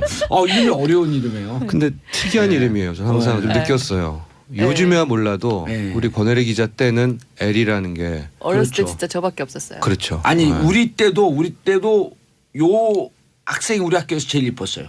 에리가. 예, 왜냐면 우리 때는 사립학교가 서울시 전역에 한 5-6개밖에 없을 때 사립학교를 다녔거든요. 제가 금수저에서 초등학교를. 초등학교를. 근데 한 명이 있었어 우리 반에. 근데 에리가 저는 무슨 사랑이 싹 트는 마을 이런 느낌 같아. 아 사랑했자예요 실제로. 예, 마을 리자에 아니요. 사과꽃 있잖아. 사과 깎는 리자에 사과꽃잎. 사과꽃잎? 네, 사과꽃. 오, 사랑하는 사과꽃은 뭐예요? 그냥 아니 그건 모르겠는데 그냥 이 에리를 진짜, 예. 사랑하는 마을로 해석한다는 것도 네. 좀 사랑이 특이하네요. 꽃피는 마을. 사랑이 꽃피는 마을. 아니 제가 사랑? 예, 사랑이죠. 자, 정철진 경제평론가님께서 뽑아온 뉴스 주거복지 로드맵 집값 잡을 수 있나? 네, 그렇습니다. 이제 오호. 일주일 전에 주거복지 로드맵 참 많이 기다렸는데 지난번에 예측했었잖아요. 네. 곧 나온다. 나왔습니다. 예. 나왔는데 일단 아쉬운 점 뒤로 빼고 먼저 예. 팩트 정리를 좀 해보면은요. 핵심 내용은 100만 가구 내년부터 5년간 100만 가구를 공급을 한다라는 것이고요. 이번의 특징은 맞춤형 공급입니다. 그러니까 우리가 과거에 뭐 DJ 노무현 정부는 국민 임대주택, 그다음에 이명박 정부가 보금자리 주택 참 말 많았었죠. 로또로 된. 예. 그때 박근혜 정부가 행복주택과 뉴스테이인데 이번에 문재인 정부 로드맵은 해보니까 이것저것 다 안 되더라라고 해서 아예 쪼개자. 그러니까 청년층에게 한 30만 원, 기숙사 포함해서 신혼부부에게 20만 원 플러스 7만 원. 그다음에 어르신들에게는 연금형 매입임대, 또 저소득층한테는 주거급여를 확대해가지고 월세 부담을 덜게 이렇게 약간 쪼갠 그런 정책이었다 이렇게 요약을 해볼 수가 있겠습니다. 지난번에 그 정평론가님께서 말씀하셨나 아니면 누군가가 부동산 정책은 핀셋 정책이어야 한다. 네. 규제할 때도 예를 들었고 제가 이제 노원구 사는데 네. 노원구 전체를 규제할 게 아니라 노원구에서도 투기붐이 일고 있는 동을 규제하고 그렇죠. 나머지 지역은 필요 아주 디테일하게 쪼개야 되는데 이번 김수현인가요? 사회수석. 예, 네. 그 정책이 과거 참여정부보다도 참여정부에는 좀 뭉뚱그렸는데 이번엔 좀 디테일하게 들어갔다. 네. 그러니까 노무현 정부 때는 제가 이제 일선 취재기자였었는데 예. 그때 느끼는 부동산 규제책보다 이번에 나올 때 보면 준비는 상당히 많이 했구나. 아, 일선 벼르고. 취재기자였었어요? 그렇죠. 제가 2선 국회의원이었어요. 그렇습니다. 그래서 그때는 좀 아쉬웠던 게 있었죠. 당시 노무현 정부 때는 왜냐하면 그때 기자들 부동산 기자들도 얘기를 많이 했는데 양도세를 올리면서 예.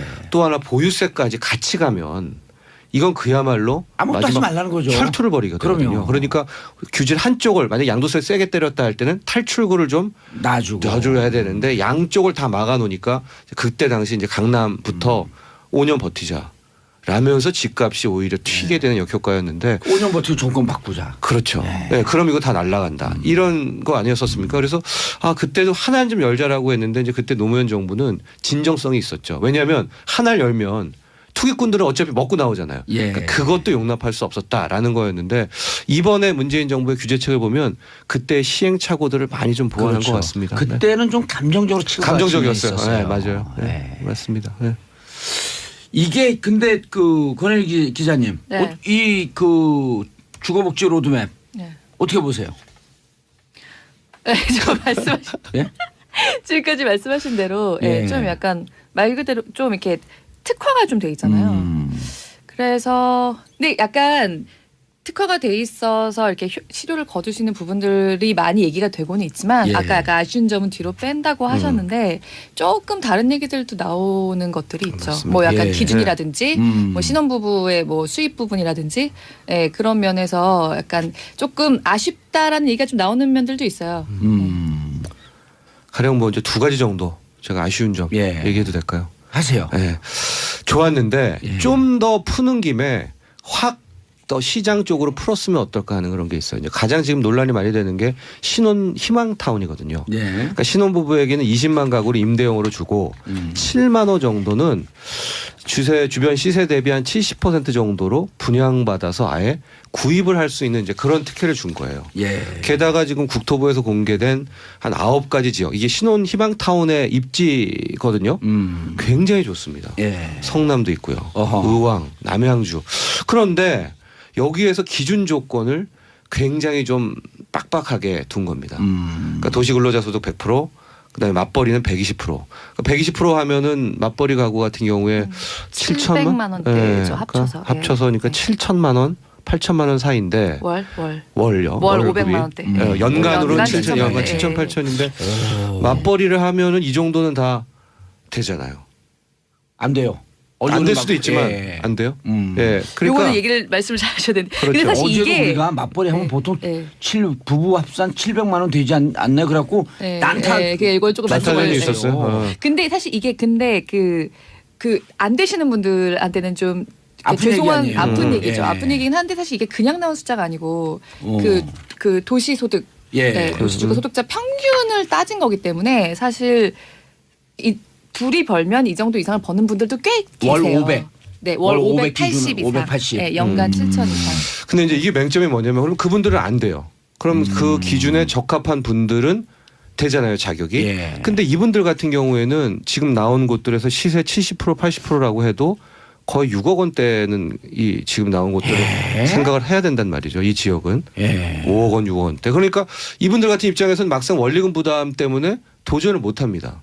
그러면 누가 이 신혼희망타운이 알짜 좋은 지역을 수익이 580 이상 넘어가게 되면 대상이 안 되고 안 되고 또 그 밑에 있는 사람들이 들어가려고 실질적으로 하게 되면 하면 여력이 안 되고 어허. 그럼 누가 이걸 따먹냐 안 되는데 그러니까 쉽게 말해서 아주 노골적으로 말해서 금수저의 자식들 중에서 그냥 일 안 하고 놀고 먹는 그래서 소득이 낮은 그러나 일단은 당첨을 받아놓고 이 월 대출금은 이렇게 저렇게 해서 부모님이 달달이 이렇게 빼돌려서 내게 되는 이런 역효과가 나올 수가 있어서 지금 뭐 국민청원도 나오고 있고요. 예. 그래서 그러니까 저도 정부의 마음을 이해하죠. 이거를 신혼 희망타운인데 뭐 부부 합산 맞벌이 부분 연봉 1억이다 하면 이건 국민들에게 아까도 얘기하셨지만은 지탄을 받으니까 이렇게 못 지르고 또 이제 애매하게 잡았는데 이렇게 되면 이 비집은 틈을 또 치고 들어오는 세력들이 있다는 어떻게 거죠. 돼야 되나? 더 낮췄어야 되나요? 어떻게 되나요? 아니죠. 저는 약간은 더 높여도 됐었다. 약간 더 높이고. 예, 약간은 사실 더. 이게 그 도시구조 평균 소득을 기준으로 한 거거든요. 그러니까 사실 맞벌이 부분은 현실적으로 이것보다 덜 버시는 분들도 물론 계시지만 사실 이 정도는 둘이 같이 벌면 꽤 이런 아니 저는 지금 계시니까. 포인트가 그러니까 조금 더 여력이 있는 사람들이 들어갈 수 있게끔 열어놔라고 하는 것까지는 동의를 하는데 네. 문제는 맞벌이 부분인데 300, 400 정도밖에 안 되는 사람들은 비집고 들어갈 틈이 어디냐는 거예요. 그렇죠. 이제 그러면. 그분들 같은 경우에는 그러니까 구입은 힘들죠. 예. 그럴 때는 이제 임대형 신혼부부로 들어가야 된다라는 임대형으로 거고요. 가라. 예. 전 그래도 임대형도 나왔나요? 임대형도 20만 가구가 20만 있습니다. 가구. 예. 그런데 고무적인 거는 공급은 아까 7만 호라 그랬나요? 아니요. 신혼부부에게는 20만 가구는 임대. 20만 7만 호는 임대를 하든지 사든지. 7만 호. 네. 지금 말씀하는 건 7만 호에 대한 그렇죠. 해당이었죠. 그분이죠. 20만 호 임대에 대해서는 특별한 기준이 없고. 그렇죠. 거기에 대해서는 아마 자격 조건에 나올 것 같은데 예. 그나마 신혼부부에서 좀 좋았던 거는 신혼부부의 그 정의를 네. 기준 5년으로 우리가 많이 잘랐거든요. 예. 이걸 7년으로. 그러니까 우리가 그렇죠. 6년, 요즘 7년까지 애 빨리 안 낳잖아요. 신혼이다. 네. 그런 것도 우리 좋았던 것 우리 같아요. 집 같은 경우는 35년을 잡아줘야 되는데 왜요? 지금도 신혼인데. 이런 쓸데없는 그 구라 날리는 게 좋다 그런 삶 때문에 제 중독성을 벗어날 수가 없는 거야. 그 요 부분에 좀 아쉬움이 있네요. 네, 그렇죠. 근데 조금 낮은 사람은 임대로 가라. 그런데 지금 문제는 낮은 사람이 이걸 사버리는 쪽으로 싹 가서 부모님 도움을 받아서 받아서. 또 그래서 이것이 사실 편법 투기의 부동산 재산 증식의 그렇죠. 한 그럼 우리가 올라가 MB 정부 있는 때 그 보금자리 주택을 할 때 시행착오 겪었잖아요. 그럼요. 로또잖아요, 로또. 예. 우리 세금으로 그 로또 맞은 사람은 좋겠지만. 네. 그린벨트 문제? 권혜리 기자님, 투기 바람이 불고 있다. 사실 이런 이제 택지를 이제 조성하기 조성을 위해서 해야 되니까. 그린벨트를 풀기로 했죠. 예. 그러니까 30곳을 하겠다고 하고 이미 9곳은 발표를 했어요. 예. 근데 뭐 당연히 좀 약간 예상할 수 있게 투기 바람들이 벌써 좀 세게 불고 있어서 도곡동하고 내곡동 풀면 안 돼요. 그건 다 MP 땅이거든. 못 풀어요. 예. 거기까지 풀면 난리 나죠. 거기 서울의 근데 마지막 문제는 공간이었는데. 지금 서울에 사실 예. 풀 수 있는 그린벨트가 남은 게 150제곱킬로미터 정도밖에 없어요. 사실 굉장히 땅이 별로 없어요. 그래서 내곡동 얘기도 계속 나오는 이유가 사실 서울과 경기를 풀겠다고 했는데 서울에 별로 남은 그린벨트가 없죠. 없기 때문에 없어요. 거기 예. 얘기가 계속 나올 수밖에 없는 거예요. 근데 아무튼 그래서 지금 안 그래도 오늘 정부에서 투기 꼬시는 뭐 기획부동산 같은 데 넘어가지 말라고 오늘 또 당부를 하나 냈더라고요. 이미 그린벨트 해제 발표한 9지역은 다 항공 촬영까지 다 끝냈다. 네. 예.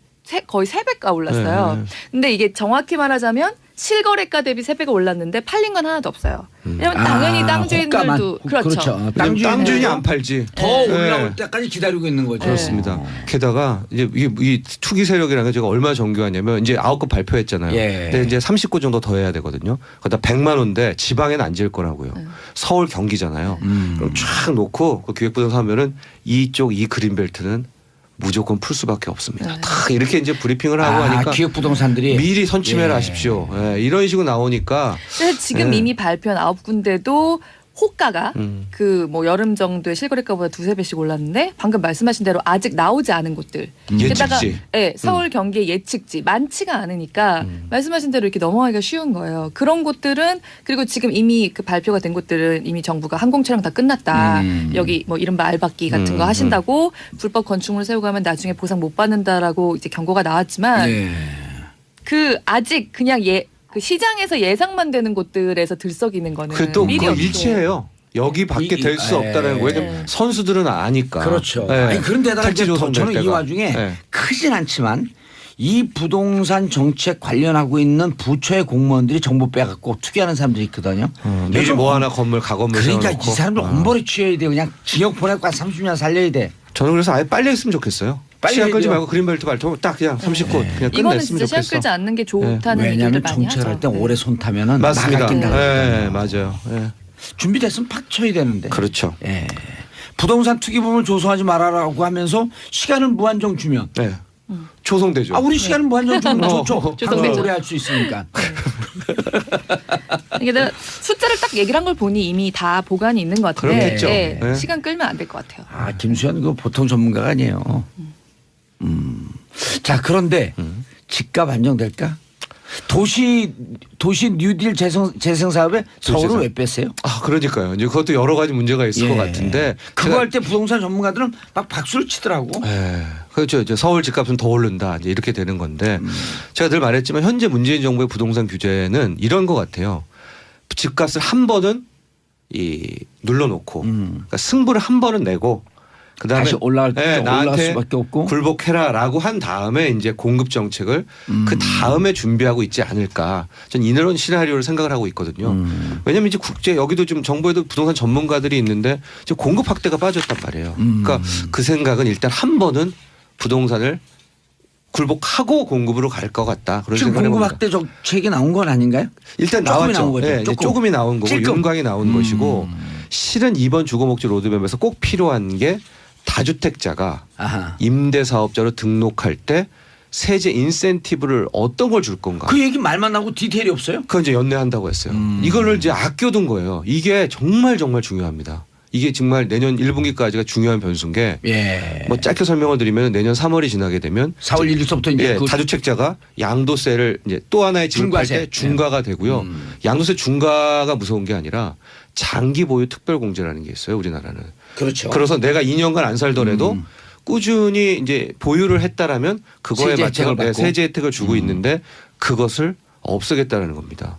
그러니까 3주택자, 4주택자 같은 경우에 만약 하나 집을 판다라고 하면 뭐 강남에 이런 분들 거의 한 뭐 7, 8년 갖고 있었던 분들이거든요. 예. 그러니까 지금으로 한 뭐 8천만 원, 9천만 원 세금 낼 게 장기 보유 특별 공제 없어지면은 글쎄요, 뭐 4억 5억 그 집값에 따라겠지만 완전히 다른 차원의 이야기로 갑니다. 그렇죠. 예, 그러니까 이분들은 아 이번에 세제 혜택이 나온다면 아예 다 임대 사업자로 등록을 하겠다. 이러면 이제 정부도 중기적으로 굉장히 좋죠. 이제 딱 우리가 임대 사업자 등록을 할 수가 있으면 하고 세수로 끌어내면 나중에 되니까. 그건 나중에 일단 당근을 쭉쭉 준 다음에 다 차면 이제 그 다음부터 세금으로 채찍을 들어가는 이게 딱 되는데 로드맵은 좋아요. 로드맵에서 요번에 빠졌어요. 이게 어떤 보관이 있는 건지 아니면 막판까지 쪼면서 예. 이건 제 추측입니다만 다주택자들을 좀 아니 팔게 해야 돼요. 더 좀 이렇게 압박을 하려는 걸로 안 발표를 했는지 하여간 요안이 나올 때 우리가 다시 한번 집중 조명을 해야 될 것 같아요. 실수요자들은 지금 판단하기가 너무 어렵대요. 네. 우리 작가님들, PD님들도 당장 실수요자거든요. 네. 집 사해요, 말아해요. 저는 뭐 수차례 얘기했고 우리 봉도사고도 많이 했지만 예. 1분기 예. 저는 뭐 살든 팔든 1분기는 보는 게 맞지 않나. 내년 3월에 양도세 중과 시작되는 그러니까 갈 그 때죠. 전에 사실 시장은 반응하기 시작할 거 아니에요. 그렇죠. 설날 지나서. 그렇죠. 설 지나서 설 지나서. 인센티브 방안 나오고 나서 예. 사람들 다주택자가 집을 던질지 아니면 요 정도면 내가 한번 더 등록하고 사업자로 그래서 등록하고 설 지나서 3월 30일까지 상황을 보시다가 보시다가 판단하는 게 제가 보기에는 다주택 맞아요. 이 당근이고 규제든 어쨌든 3월 30일까지 다주택자들이 일부는 던질 거예요. 상당히 던지죠. 제가 네. 말했잖아요. 그 장기 보유 특별 보유 공제라는 게 어마어마한 겁니다. 예. 알겠습니다. 수도권과 지방 상황은 좀 다르죠, 근데. 그렇죠. 근데 양극화입니다. 지금 얘기하는 맞아요. 것은 다 수도권. 예, 서울과 수도권 일부에 해당하는 서울, 경기, 것이고 인천. 또 우리 지방은 또 전혀 다른 모습입니다. 지금. 자, 권혜리 기자가 뽑아온 뉴스 밥반찬이 스낵으로 수출고 효자 김? 네, 저 오늘 김 얘기 좀 갖고 와봤어요. 예. 김 뭐 우리나라 사람들은 그냥 늘 밥 먹을 때 그냥 곁들이는 별거 예. 아닌 반찬인데 중국애들은 김 안 먹었었어요. 요새는 먹어요. 별그대에서 방송 방영 이후에 네. 그 다음부터 먹습니다. 아 그런가요? 그러면- 제가 몰랐네. 별그대에서 그 술을 전에도 먹고 맞아요. 그? 예, 맞아요. 그 전에도 수출이 꽤 됐었는데. 수출됐었는데 네네. 별그대 이후에 중국에 바람이 확 불면서 네. 롯데 호텔에서 만나면 김 있잖아요. 네네. 한 통을 이 손에 놓고 다니면서 그걸 이렇게 먹으면서 다녀요. 그렇게 다녀요. 그래서 서양- 그게 서양 어디에서 나온 줄 알아요? 개콘에서도 나오고 그랬잖아요. 그 전에 김 먹을 때인데 개콘은 별그대 이전이거든. 아, 예. 별그대 이전이어서 네네. 김 먹는 습관이 그때부터 생각이 시작했는데 별그대에서 빵 터졌지. 예, 예. 그 후로도 많이 이렇게 폭발적으로 인기가 생긴 것 같은데 그 예. 전부터도 이렇게 좀 잘 팔렸어요. 동북아에서는 우리나라 김이. 근데 요새 김을 보고 뭐라 그러냐면은 식품 쪽에 반도체라 그러거든요. 이게 지금도 굉장히 화랑인데 앞으로도 성장 여력이 크고 여러 가지로 좀 고용 창출이나 도움이 많이 돼요. 오. 이게 뭐냐면 진짜 2007년 그러니까 정확히 10년 전에 예. 우리나라 김 수출이 전체 다 해서 6천만 달러였어요. 6천만 달러. 네, 10년 전에. 근데 올해 사실 제가 오늘 이거 갖고 온 여러 가지 이유가 있는데 오. 이게 달마다 해양수산부에서 예. 그 전달까지의 누적 수산물 수출을 발표를 해요. 음. 근데 그 11월까지 거가 오늘 나왔어요. 예. 근데 오늘 보면 김이 지금까지 4억 8천만. 그러니까 10년 전에 8배가 연간. 늘었어요? 예, 근데 이제 5억을 당연히 넘겠죠. 12월 되면. 오. 네. 그래서 우리나라에서 그 김 수출 전문으로 하는 회사 중에 제일 큰 곳이 예. 그 회사 한 곳의 수출만 7,700만 달러예요. 연간.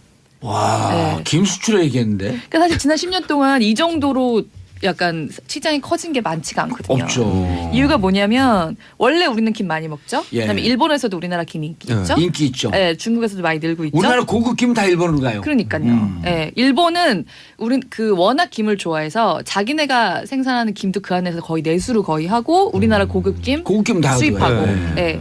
근데 이렇게까지 커진 거는 여러 가지가 있는데 요새 서양 그러니까 원래 김이 약간 족발 같은 것처럼 예. 서양 사람들은 아예 안 먹는 이거 먹는 거야? 뭐 이런 거였거든요 원래 예. 김 안 먹었어요.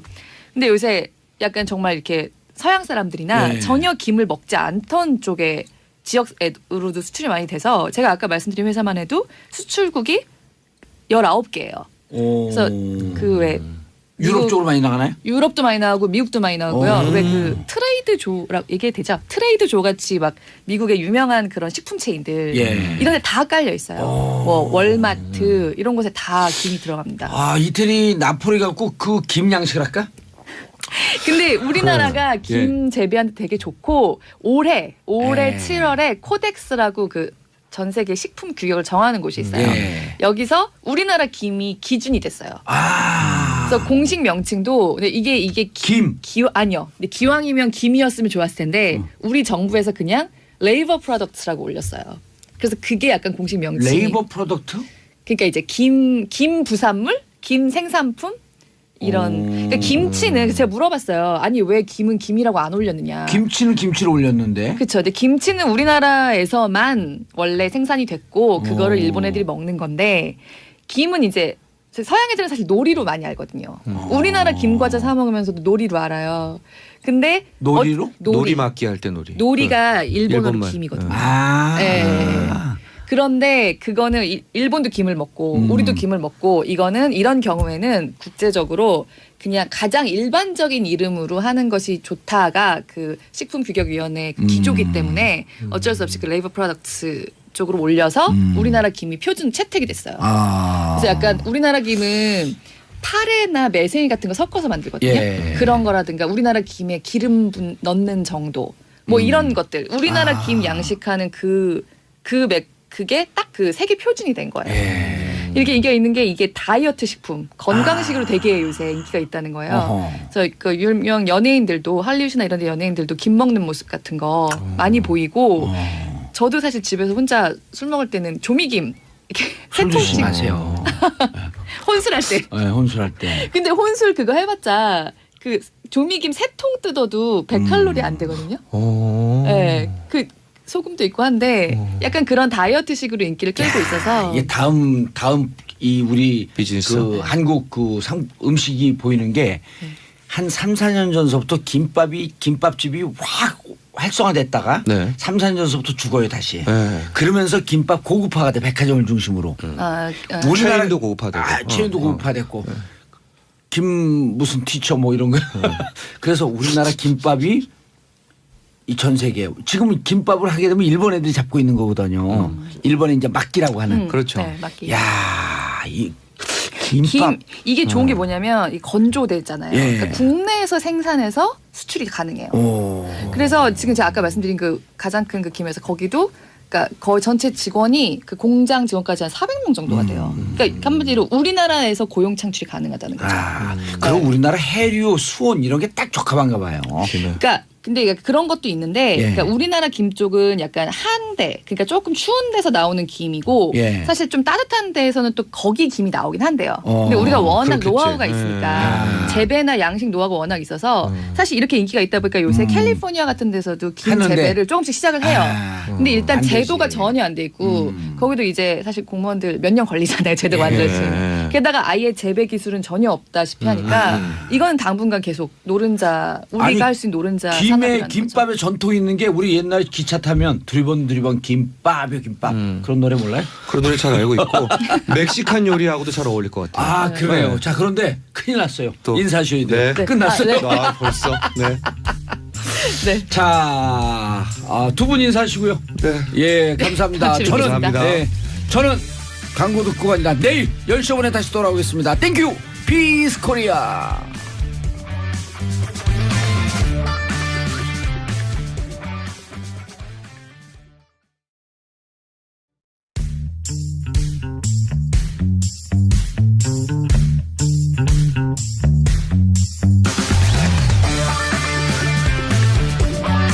정봉주의 정치 쇼.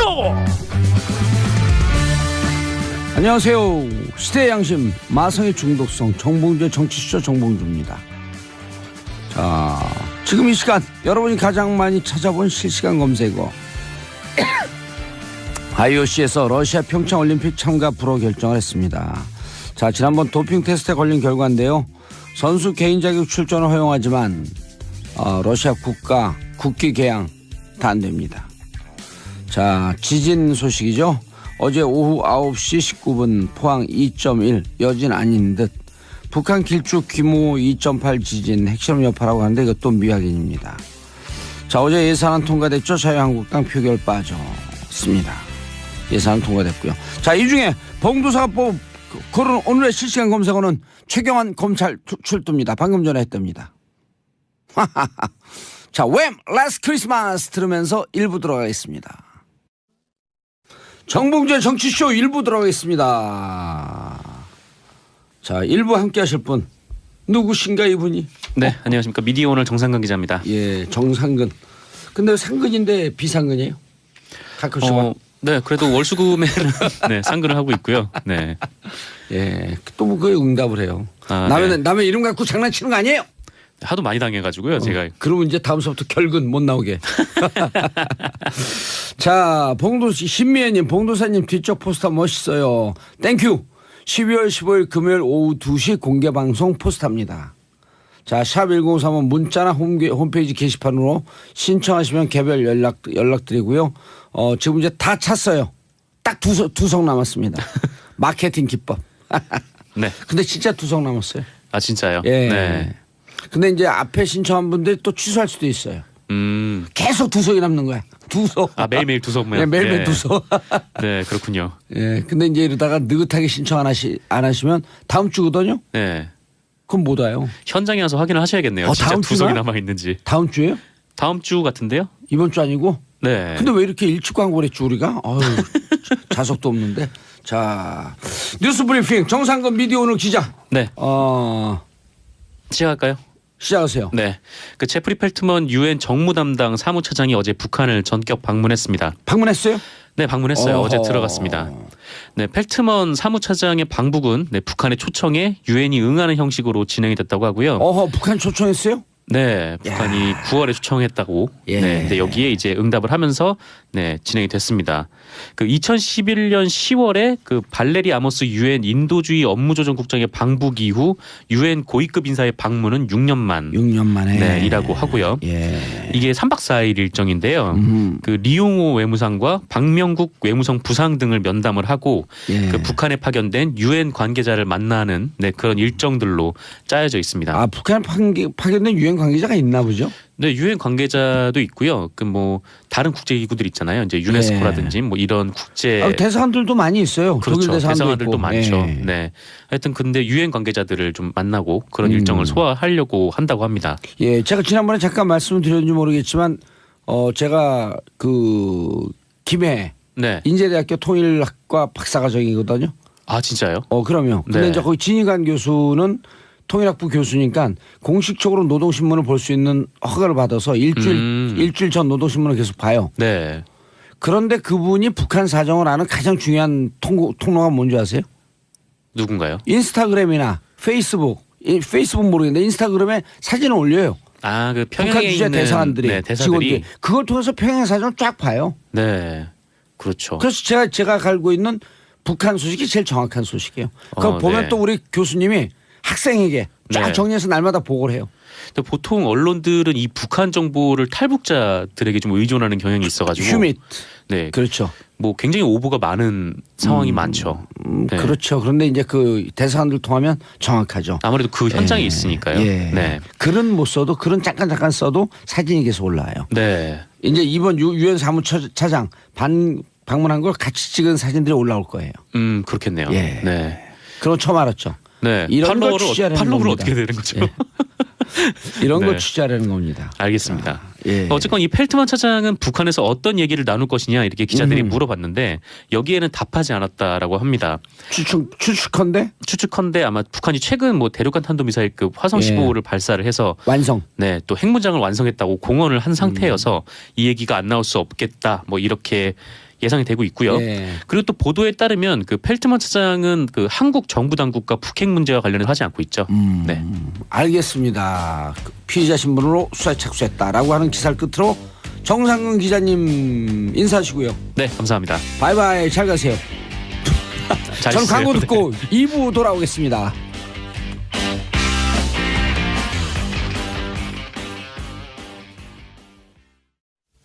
정봉주의 정치쇼 2부 수요일마다 오는 시간 3변시대.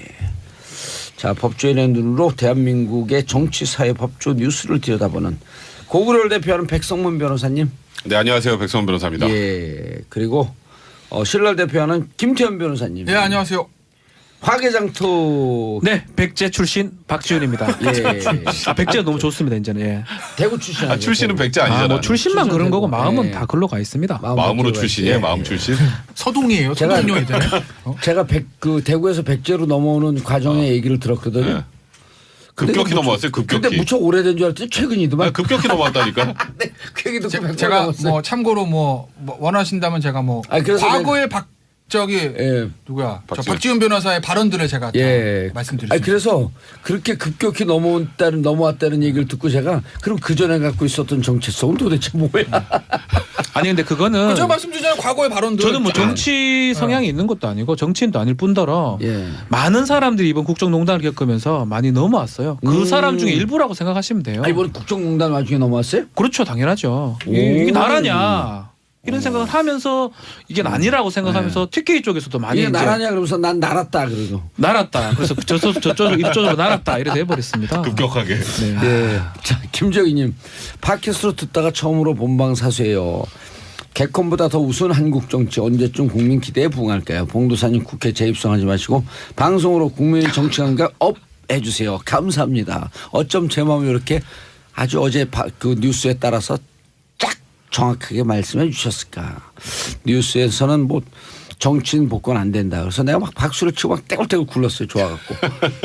자, 김기옥 변호사님. 박 변호사님 저번 주는 머리가 겸손하더니 오늘은 거만해 주셨네. 크크 방송하셨나 봐요. 아침에 저번 주에 미사일 때문에 예. 그 방송이 취소됐고요. 다 취소됐고. 오늘은 2개 하고 왔습니다. 예. 네. 알겠습니다. 자, 최경환 의원님. 네. 검찰 출석하면서 9시 56분 검찰 조사에 성실임해서 저희 억울함을 소명하겠다. 이분은 법조인은 아니죠. 네. 이분은 검찰에 들어가본 경험이 있나요? 그 전에는 제가 알 게 거의 없죠. 없을걸요. 경제통장. 그러니까 계속 말만 있었지 아하. 제대로 된 뭐 수사나 조사를 받아본 적은 없는 것 같고 아하. 제대로 이번에도 들어가셨나? 네, 이번에 이번에는 처음입니다. 굉장히 많이 떨렸던 것 같아요. 예. 처음이에요, 처음. 왜냐하면 이 11월달에 처음에 이제 국정원 특활비가 뭐 청와대 상납 듣다가 나오면서 예. 쓱 최경환 의원한테 1억이 갔다는 얘기가 기사가 떴잖아요. 그렇죠. 그걸 보자마자 최경환 의원이 이게 사실이면 내가 동대구역에서 할복하겠다 그랬어요. 근데 갑자기 그 얘기하고 나서 이현수 기조실장하고 이병기 전 국정원장이 1억 줬는데 또 이현수 기조실장이 내가 혼자 준 게 아니고 누구 한 명 데리고 갔는데 예. 이병기 원장은 아유 이현수 실장은 저거 배달사 보낸 사람이 아니에요. 그리고 또 보니까 문서에도 있네요 이름이. 그러니까 이제 사실 굉장히 불리한 상황이 됐어요. 그래서 검찰이 나와라 그 얘기를 하니까 최경환이 처음에 그랬죠. 이거 지금 우리 당에서 특검으로 진행하려고 하니까 그때까지 수사하면 안 된다. 이건 정치보복이다. 근데 자유한국당 내에서 홍준표 대표가 이번 건 빼고 최경환 의원까지 가고 다른 거 가지고 특검하자고 한 거예요. 예. 이제 사실 최경환 의원이 이제 갈 데가 없죠. 아. 그런 상황에 사실 어제 저는 진짜 나올 줄 알았거든요. 원래 어제였잖아요. 예. 어제였는데 그 예산안 그 본회의 표결에 지도부에서 참여해달라고 했다는데 사실 뭐 참여할 이유도 별로 없었고 지도부도 별말 없었습니다. 근데 최경환 의원이 제가 보기에 지금 굉장히 당황하는 것 같아요. 사실 이런 조사를 받아본 적도 없고 지금 증거 관계가 너무 불리하게 돌아가고 예. 여론도 등을 돌렸고 아하. 거기서 더 심한 거 본인의 당도 등을 돌렸습니다. 아, 홍준표 대표가 어제 그랬잖아요. 자연소멸주. 소멸주의다. 검찰이 자연소멸시키고 있다고. 그러니까 홍준표 대표는 지금 최경환 의원이 혐의가 있다고 거의 확신하는 것 같아요. 그리고 어찌 보면 사실 손 안 대고 코 푸는 형태가 될 수도 있으니까. 아, 근데 둘이 친할 수 있는 조건인데. 그러니까요. 근데 성완종 1억. 둘 다 1억 아니고. 네, 그래서 김태현 빵 터졌어. 하여튼 모든 여건. 그래서 대단하십니다. 시간을 좀 벌어서 불체포 특권이라도 활용해 보려고 그랬는데 방탄국회도 안 한다 그러고 예. 거기다 회기도 얼마 안 남았잖아요. 12월 8일까지니까 그렇죠. 버텨봐야 의미도 없고 그래서 결국 어쩔 수 없이 나오긴 했는데 사실 오늘 조사가 최경환 의원은 정말 쉽지 않을 겁니다. 본인의 미래를 아는 거 아닌가. 얼굴이 헬쑥해졌어요. 아, 사실은 조사 받는다는 게 사실 힘든 일이거든요. 변호사도 받기 전에 힘들지만 헬스케졌다며요. 근데 많이 헬쑥해졌고. 박지원 변호사님. 예. 박 변호사가 더 헬스해졌어요. 아니 일단은 분명히 입장을 취해야죠. 네, 뭐 정확하게 입장을 취해야 되는데. 예, 명분도 없고 실리도 없었다. 네, 어쨌건 이 새누리당, 아니, 자유한국당의 이런 그 불참으로 인해서 예. 뭐 언론에서는 좀 자유한국당이 불참해서 결국 자유한국당이 그렇게 극렬하게 반대를 했던 법인세 인상이 이루어졌다. 만약에 참여를 해서 표결을 했으면은 그게 부결이 됐을 텐데. 오. 네, 뭐 그런 분석이 나오긴 했습니다. 부결이 되진 않지 않았을까요? 근데 뭐 국민의당하고 뭐 다른 의원, 다른 이제 예. 네 당에서 바른정당 네, 그쪽에서 반대표가 많이 나왔었어요. 그래서 만약에 자유한국당이 들어가서 표결에 반대표를 던졌으면은 그 세제 개편안은 부결이 됐을 거다 이렇게 분석이 법인세 나오더라고요. 인상. 네. 법인세 22%에서 25%를 올리는. 네네. 근데 그것도 사실 되게 제한적으로 묶어놓긴 했는데. 네, 기업이 77개 기업밖에 안 되더라고요. 3천억 이상이니까. 네, 그렇죠. 네. 알겠습니다. 자, 우병우 국정원의 진보교육감 사찰 지시 이러고도 우병우가 빠져나가나 봐야죠. 그러게요. 그 뭐. 우병우 전 민정수석이 박근혜 정부의 비판적 성향을 가진 교육감들을 불법 사찰할 것을 국정원에 요구했다. 네, 이런 보도인데요. 그 한국일보 보도에 따르면요, 그 우병우 전 수석은 지난해 3월 말 그 국정원 측에 그 정부 시책의 비판적인 교육감을 상대로 실질적으로 견제가 가능한 내용을 정교하게 파악해 보고하라. 네, 이렇게 지시를 내렸다고 합니다. 딱 시한을 열흘 줬대요. 네. 열흘 동안 그 감사하라고. 네, 열을 주고 이제 집중 사찰할 것을 지시를 했다는 건데 이때 상황을 돌아보면은 그 누리과정 논란이 좀 있었습니다. 아, 누리과정 논란. 네, 예. 정부와 이제 교육감들 사이에 그렇죠. 그 누리과정 예산 문제와 관련해서 논란이 있었고 누리과정 전액 다 지원하겠다라고 한 게 박근혜 대통령 공약이죠. 공약이었거든요. 네, 공약인데 그거를 은근슬쩍 지역 교육감들한테 떠넘겼고, 그렇죠. 네, 지역 교육감들은 난리락을 없으니. 맞은 예. 셈이었죠.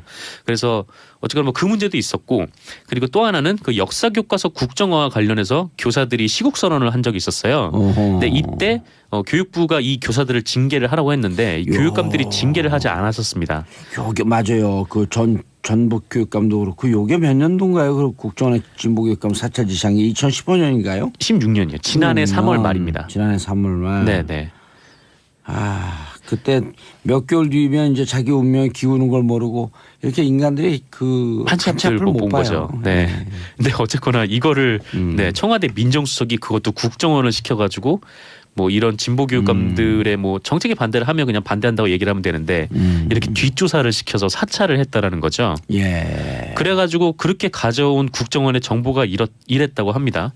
예. 그 전교조 출신 교사의 교육청 인사 발탁, 네, 친교육감 인사의 내부 승진, 네, 해당 교육감과 친분 있는 단체의 특혜 의혹, 뭐 이런 것들이 있었다고 하는데, 예.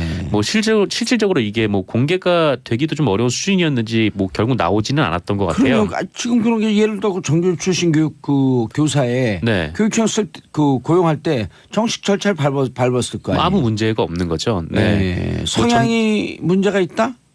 사상과 네. 사상의 자유. 네, 그거는 이제 헌법에 보장된 그렇죠. 내용이고요. 그리고 뭐 친교육감 인사의 내부 승진은 뭐 어떻게 뭐 어떤 사례를 딱 특정하기 어려울 만큼 이게 너무 범위가 가서 이상하잖아요. 물어봐야 되나요? 그러니까요. 뭐 너는 교육감을 친이냐 반이냐. 그렇죠. 네. 근데 교육청 직원한테 가가지고 뭐 교육감 지지하냐라고 물어보면 거의 대부분 지지를 하시겠죠. 뭐 어쨌건 뭐 그렇고요. 그 또한 우병우 전 수석은 과학기술계 인사들까지 마구잡이로 뒤조사한 정황도 있다라고 합니다. 이러고도 그 그 영장 실질심사에서 우병우 기각시키는 사람들 이 진짜 영장 전담 판사들 매번 아주 우리 가족보다도 이름을 더 외웠어요 이제. 예? 권순호, 오민석, 강영부영. 아, 그건 이름도 잘 못 외워요. 네, 강부영 판사였던 걸로 기억하는데. 예. 네. 그 어쨌거나 이 과학기술계 인사들까지 뒷조사를 한 거는 예. 그 한국과학기술단체 총연합회 회장이 김대중 정권 장관 출신이었다고 해요. 그래서 과학기술계에 좌파가 많은 거 아니냐, 뭐 이런 의구심으로 일종의 과학계 블랙리스트를 만들었다는 의심을 그렇죠. 검찰이 하고 있습니다. 예, 요건 며칠 전에 기사가 나왔었던 건데 김명자 장관이었죠. 네네. 예. 지금 뭐 네 그렇습니다. 자, 고용부 바리케이트 피의자 신분 수사 착수 이게 뭐예요? 네, 그 파리바게트. 바리케이트. 네, 바리케이트를 시정하기 네 그렇습니다. 네, 고용노동부가 이제 파리바게트에 네. 칼을 빼든 건데요. 그 5일이 불법 파견 시정 기한이었다고 합니다. 파리바게트에. 근데 이 기한을 파리바게트가 넘겼고 이에 고용노동부가 파리바게트를 피해자 신분으로 수사해서 사법 처리하는 한편 네, 과태료 부과 절차에도 돌입하기로 했습니다. 네, 파리바게트는 앞서 4일에 그 서울지방고용노동청에 그 고용 시정기한 연장 요청을 했지만 받아들여지지 않았다라고 하는데요. 예.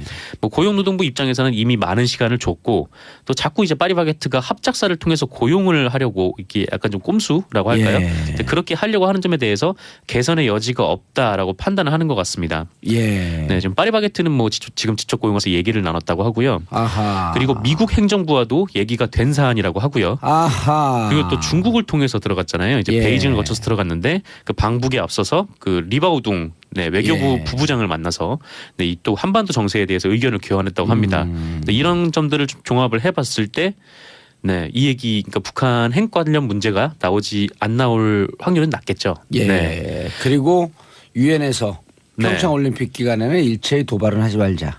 휴전을 하자. 네, 그 결의를 했죠. 그리고 또 유엔에서 또 안보리 제재가 뭐 추가적으로 있을지 여부도 계속 논의가 되고 있는 거 아닙니까? ICBM 문제 때문에. 평창 올림픽을 전후로 해서 극적 대화 분위기, 북미 간 대화가 열릴 것이다라고 전망한 사람이 있던데. 오히려 북한이 뭐 ICBM을 쐈지만 대화 분위기는 열릴 것이다 이렇게 전망하는 분들이 많더라고요. 실험의 끝까지 갔으니까 더 이상 할 게 없죠. 이제. 북한이 딱 끝났다 공언을 했잖아요. 그러니까 핵무장이 완성이 됐다. 뭐 그렇기 때문에 그 얘기는 뭐 더 이상 뭐 실험은 없을 것이다. 뭐 이렇게 끝을 분석을 하는 영어로 분들도 끝을 있고요. 영어로 end라 그러잖아요. 네.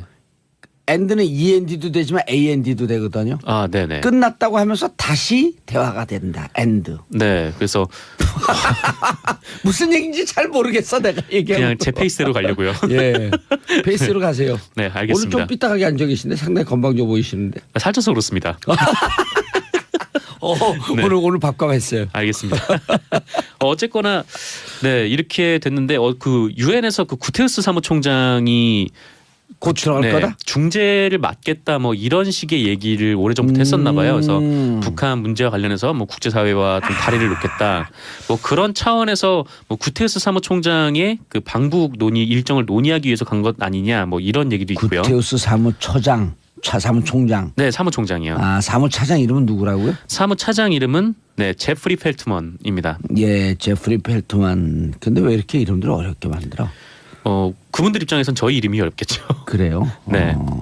봉주로는 불어기 때문에 어렵지가 않아요. 아, 네, 그건 쉽네요. 예, 알겠습니다. 그러면 곧 구테우스 사무총장이 방문하는 길이 열리게 되면 대화는 급물살을 탈 수 있겠다. 네, 그렇게 될 가능성이 있어서 아무래도 기대감을 가질 수밖에 없죠. 알겠습니다. 자, 다음 뉴스. 네, 내년도 정부 예산안은 진통 끝에 통과가 됐습니다. 예. 네, 오늘 완전 새벽이죠. 한 12시 넘어서 통과가 됐는데요.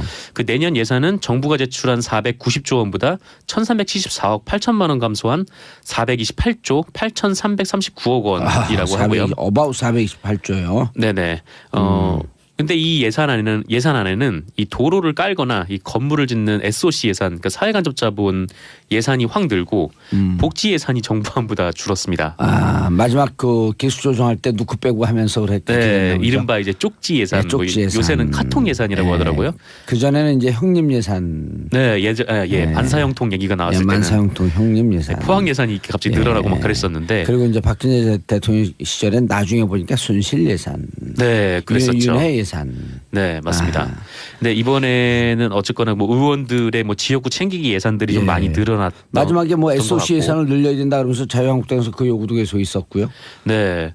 뭐 어쨌거나 뭐 예산안을 계속 반대하면서 뭐 자기 지역구 예산을 계속 챙기는 그런 모습도 보여줬는데 결국 마지막에 자유한국당은 표결에 불참했죠. 표결에 불참을 했죠. 근데 이게 자유한국당도 엄청나게 뭐 본인들이 좀 혼란스러웠던 것 같아요. 뭐 이게 뭐 들어갈 거냐 말 거냐 이런 얘기들을 계속 뭐 나누다가 아니 그 본인들이 자유한국당이 의원총회를 열어가지고 국회에서 계속 본회의를 연기를 시켰었거든요. 예. 본회의를 연기를 계속 시켰는데 자기들이 뭐 보이콧을 하기로 본회의 보이콧을 하기로 결정을 딱 해놓고 네, 본회의가 열리니까 왜 우리 없이 하느냐라고 몰려가서 항의를 하는. 그럼 뭐예요 도대체? 좀 일관성 있어야지 항의를 하려고 해도. 그렇죠. 약간 좀 총극에 가까운 행위죠. 그래서 오늘 기사를 보니까 그러더라고요. 네. 명분도 없고 실리도 챙기지 못했다. 그렇습니다. 막으려면 제대로 막든지.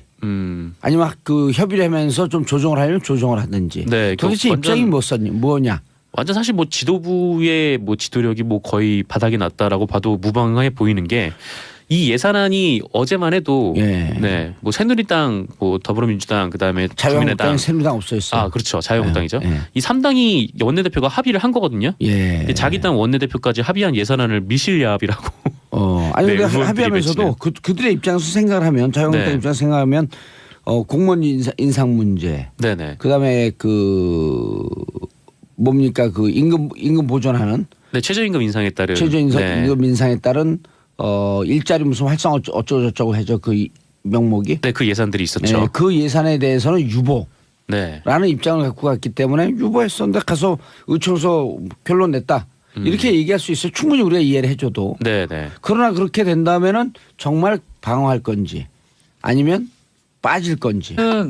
뇌물죄거든요, 이거는. 그렇죠. 뇌물죄가 딱 떨어지는 게 뭐냐면 특활비 예산 증액을 부탁을 하면서 1억을 갖다 주면서 그 특활비에서 빼서 일을 갖다 준 거예요. 예. 그리고 증거는 지금 확실해요. 이병기, 이현수, 부하 직원까지 예. 모두 빼고 받고 나갈 방법이 없습니다. 그럼 10년 이상 아니에요? 그래서 특가법 그렇죠. 적용되면 10년 네, 이상입니다. 특가법상에. 저는 이 사건 오늘 최경환 의원은 새벽 정도에 긴급 체포될 가능성도 있지 않을까 생각도 들어요. 심경의 변화가 있어. 아니 지금 뭐 얼굴이 네. 불안할 수도 있거든요. 괜히 보내줬다가는 그래서 검찰에서 판단할 수도 있겠지만 심지나 이런 걸 봤을 때 뭐 좀 불안하다 싶으면 뭐 혐의상은 거의 확실한 것 같고요. 영장은 사전적 영장을 내는 것보다는 긴급 체포를 통해서 새벽 정도에도 가능하지 않을까 생각이 듭니다. 저요? 네. 저는 긴급 체포는 안 할 것 같아요. 왜냐면은 지난번에 왜 누구죠? 저기 저 전병훈 의원 보좌관이 예. 그 출두해서 긴급 체포하고 그다음에 구속영장 친 거 이 절차상에 문제가 있다 그래가지고 구속영장 풀어줬잖아요. 네. 그 전례가 있으니까 검찰은 괜한 아니면 시비거리를 만들지 않을 거예요. 그래서 오늘 아마 새벽은 돌려보낼 거고 예. 그리고 이제 본회의가 끝나지 않았습니까? 예. 그렇기 때문에 검찰 입장에서 보면 연말까지는 부담스럽지 않게 체포 구속 뭐 동의안 상관없이 그냥 영장을 칠 수 있다고요. 그래서 아마 사전 구속영장의 단계로 가겠죠. 검찰 입장에서 보면 지금 아마 이 법원의 흐름들이 구속영장에 대해서 예전만큼 발부를 좀 안 해주는 추세로 그렇죠. 바뀐 건 맞아요. 예. 발부해줘도 풀어주고. 네, 그렇다고 하더라도 검찰이 이 사안을 안 칠 수는 없을 거예요. 아마 전병헌 전 수석도 재청구의 형태로 갈 거고 LG 때문에. 예, 법원에서 기각될 땐 기각되더라도 그리고 최경환 의원도 아마 구속영장을 치는 단계로 갈 겁니다. 실제 발부는 뭐 법원에서 손에 공을 넘기더라도요. 저기 최경환 의원이 어렵게 됐죠. 그러니까 앞서 이제 백성호 변호사도 지적을 했듯이 국회의원들이 특히 현역 배지들이 여야를 막론하고 검찰에 들어갈 때 우리 같은 일반인보다 자신 있어 하는 건 단 하나입니다. 내 뒤엔 당이 있어. 이거거든요. 내 뒤엔 당이 있고 내가 들어가는 순간까지 나는 이건 정치보복 프레임을 몰고 가면 돼. 그러면 내가 살고 나가더라도 제기할 수 있어라는 게 있는 거라고요. 그렇기 때문에 여야를 막론하고 진보 보수 막론하고 유죄 무죄 막론하고 끝까지 내가 받았습니다 말하는 사람은 아무도 없어요. 단 한 사람 생각해 보세요. 단 한 사람도 없습니다. 끝까지 나는 정권의 희생양을 몰고 가는 거예요. 그런데 다 억울하게 징역 산 사람. 그렇죠. 다 억울하게 돈에 관한 문제는 다 그래요. 그 억울한 사람도 구제해줘야 되는데. 네. 그런데 최경환은 다르죠. 지금 일단 당 지도부가 등을 돌린 사람이고 제가 몇 주째 얘기하고 있지만 차도산이라는 걸 제가 지금 3주째 씁니다. 최근 홍준표 대표 머릿속에 차도산이라는 단어가 들어있기 때문에 지금 최경환은 본인을 지금 백업을 해줄 세력이 지금 전무하다고 봐도 마찬가지예요. 만에 하나 다음 주 초죠? 다음 주 초에 친박계가 원내대표 경선에서 이겨가지고 당 그 원내 사령탑을 장악하고 그 다음부터 홍준표 대표가 예를 들어서 밀리고 이런 상황이 오지 않는 이상 최경환 의원의 백업 세력이 생기기는 좀 쉽지 않은 상황이죠. 그게 하나 있는 거고 또 하나는 이현수 기조실장의 진술들 중에서 제가 가장 유념 있게 본 진술은 뭐냐면 돈을 줬는데 어디서 줬습니까? 한강 고수부지로 줬습니다. 이게 아니고 청와대 담벼락에서. 청와대 담벼락도 아니고 집무실이죠. 집무실 가서 줬다는 거예요. 제가 이 말씀 왜 드리냐면요. 한강 고수부지에서 밤에 줬습니다라고 하면 알 수가 없어요. 한강 고수부지에 CCTV가 있는 것도 아니고 그렇죠. 그렇잖아요. 그런데 최경환 경제부총리 집무실에 정지를 했다는 거예요. 이 얘기는 뭐냐. 저는 경제부총리 집무실 안 가봤습니다. 그런데 아무나 가서 집무실 가서 나 최경환 만나러 왔어. 그럼 들어보내줍니까? 안 된다고요. 그럼 방문자 사전 기록이 약속. 있죠. 그렇죠. 네. 방문자 기록이 다 있고 그 청사에는 곳곳에 CCTV 입구부터 시작해서 지하 주차장 입구부터 시작해서 방문 앞까지 나름대로 경비치되고 완전히 돼 있고 지금 증거 다 나왔다. 그렇죠. 100%죠. 방면호흡 있을 거라고요. 근데 지금 경제부총리 누구예요? 김동연 경제부총리잖아요. 누구요? 김동연 경제부총리잖아요.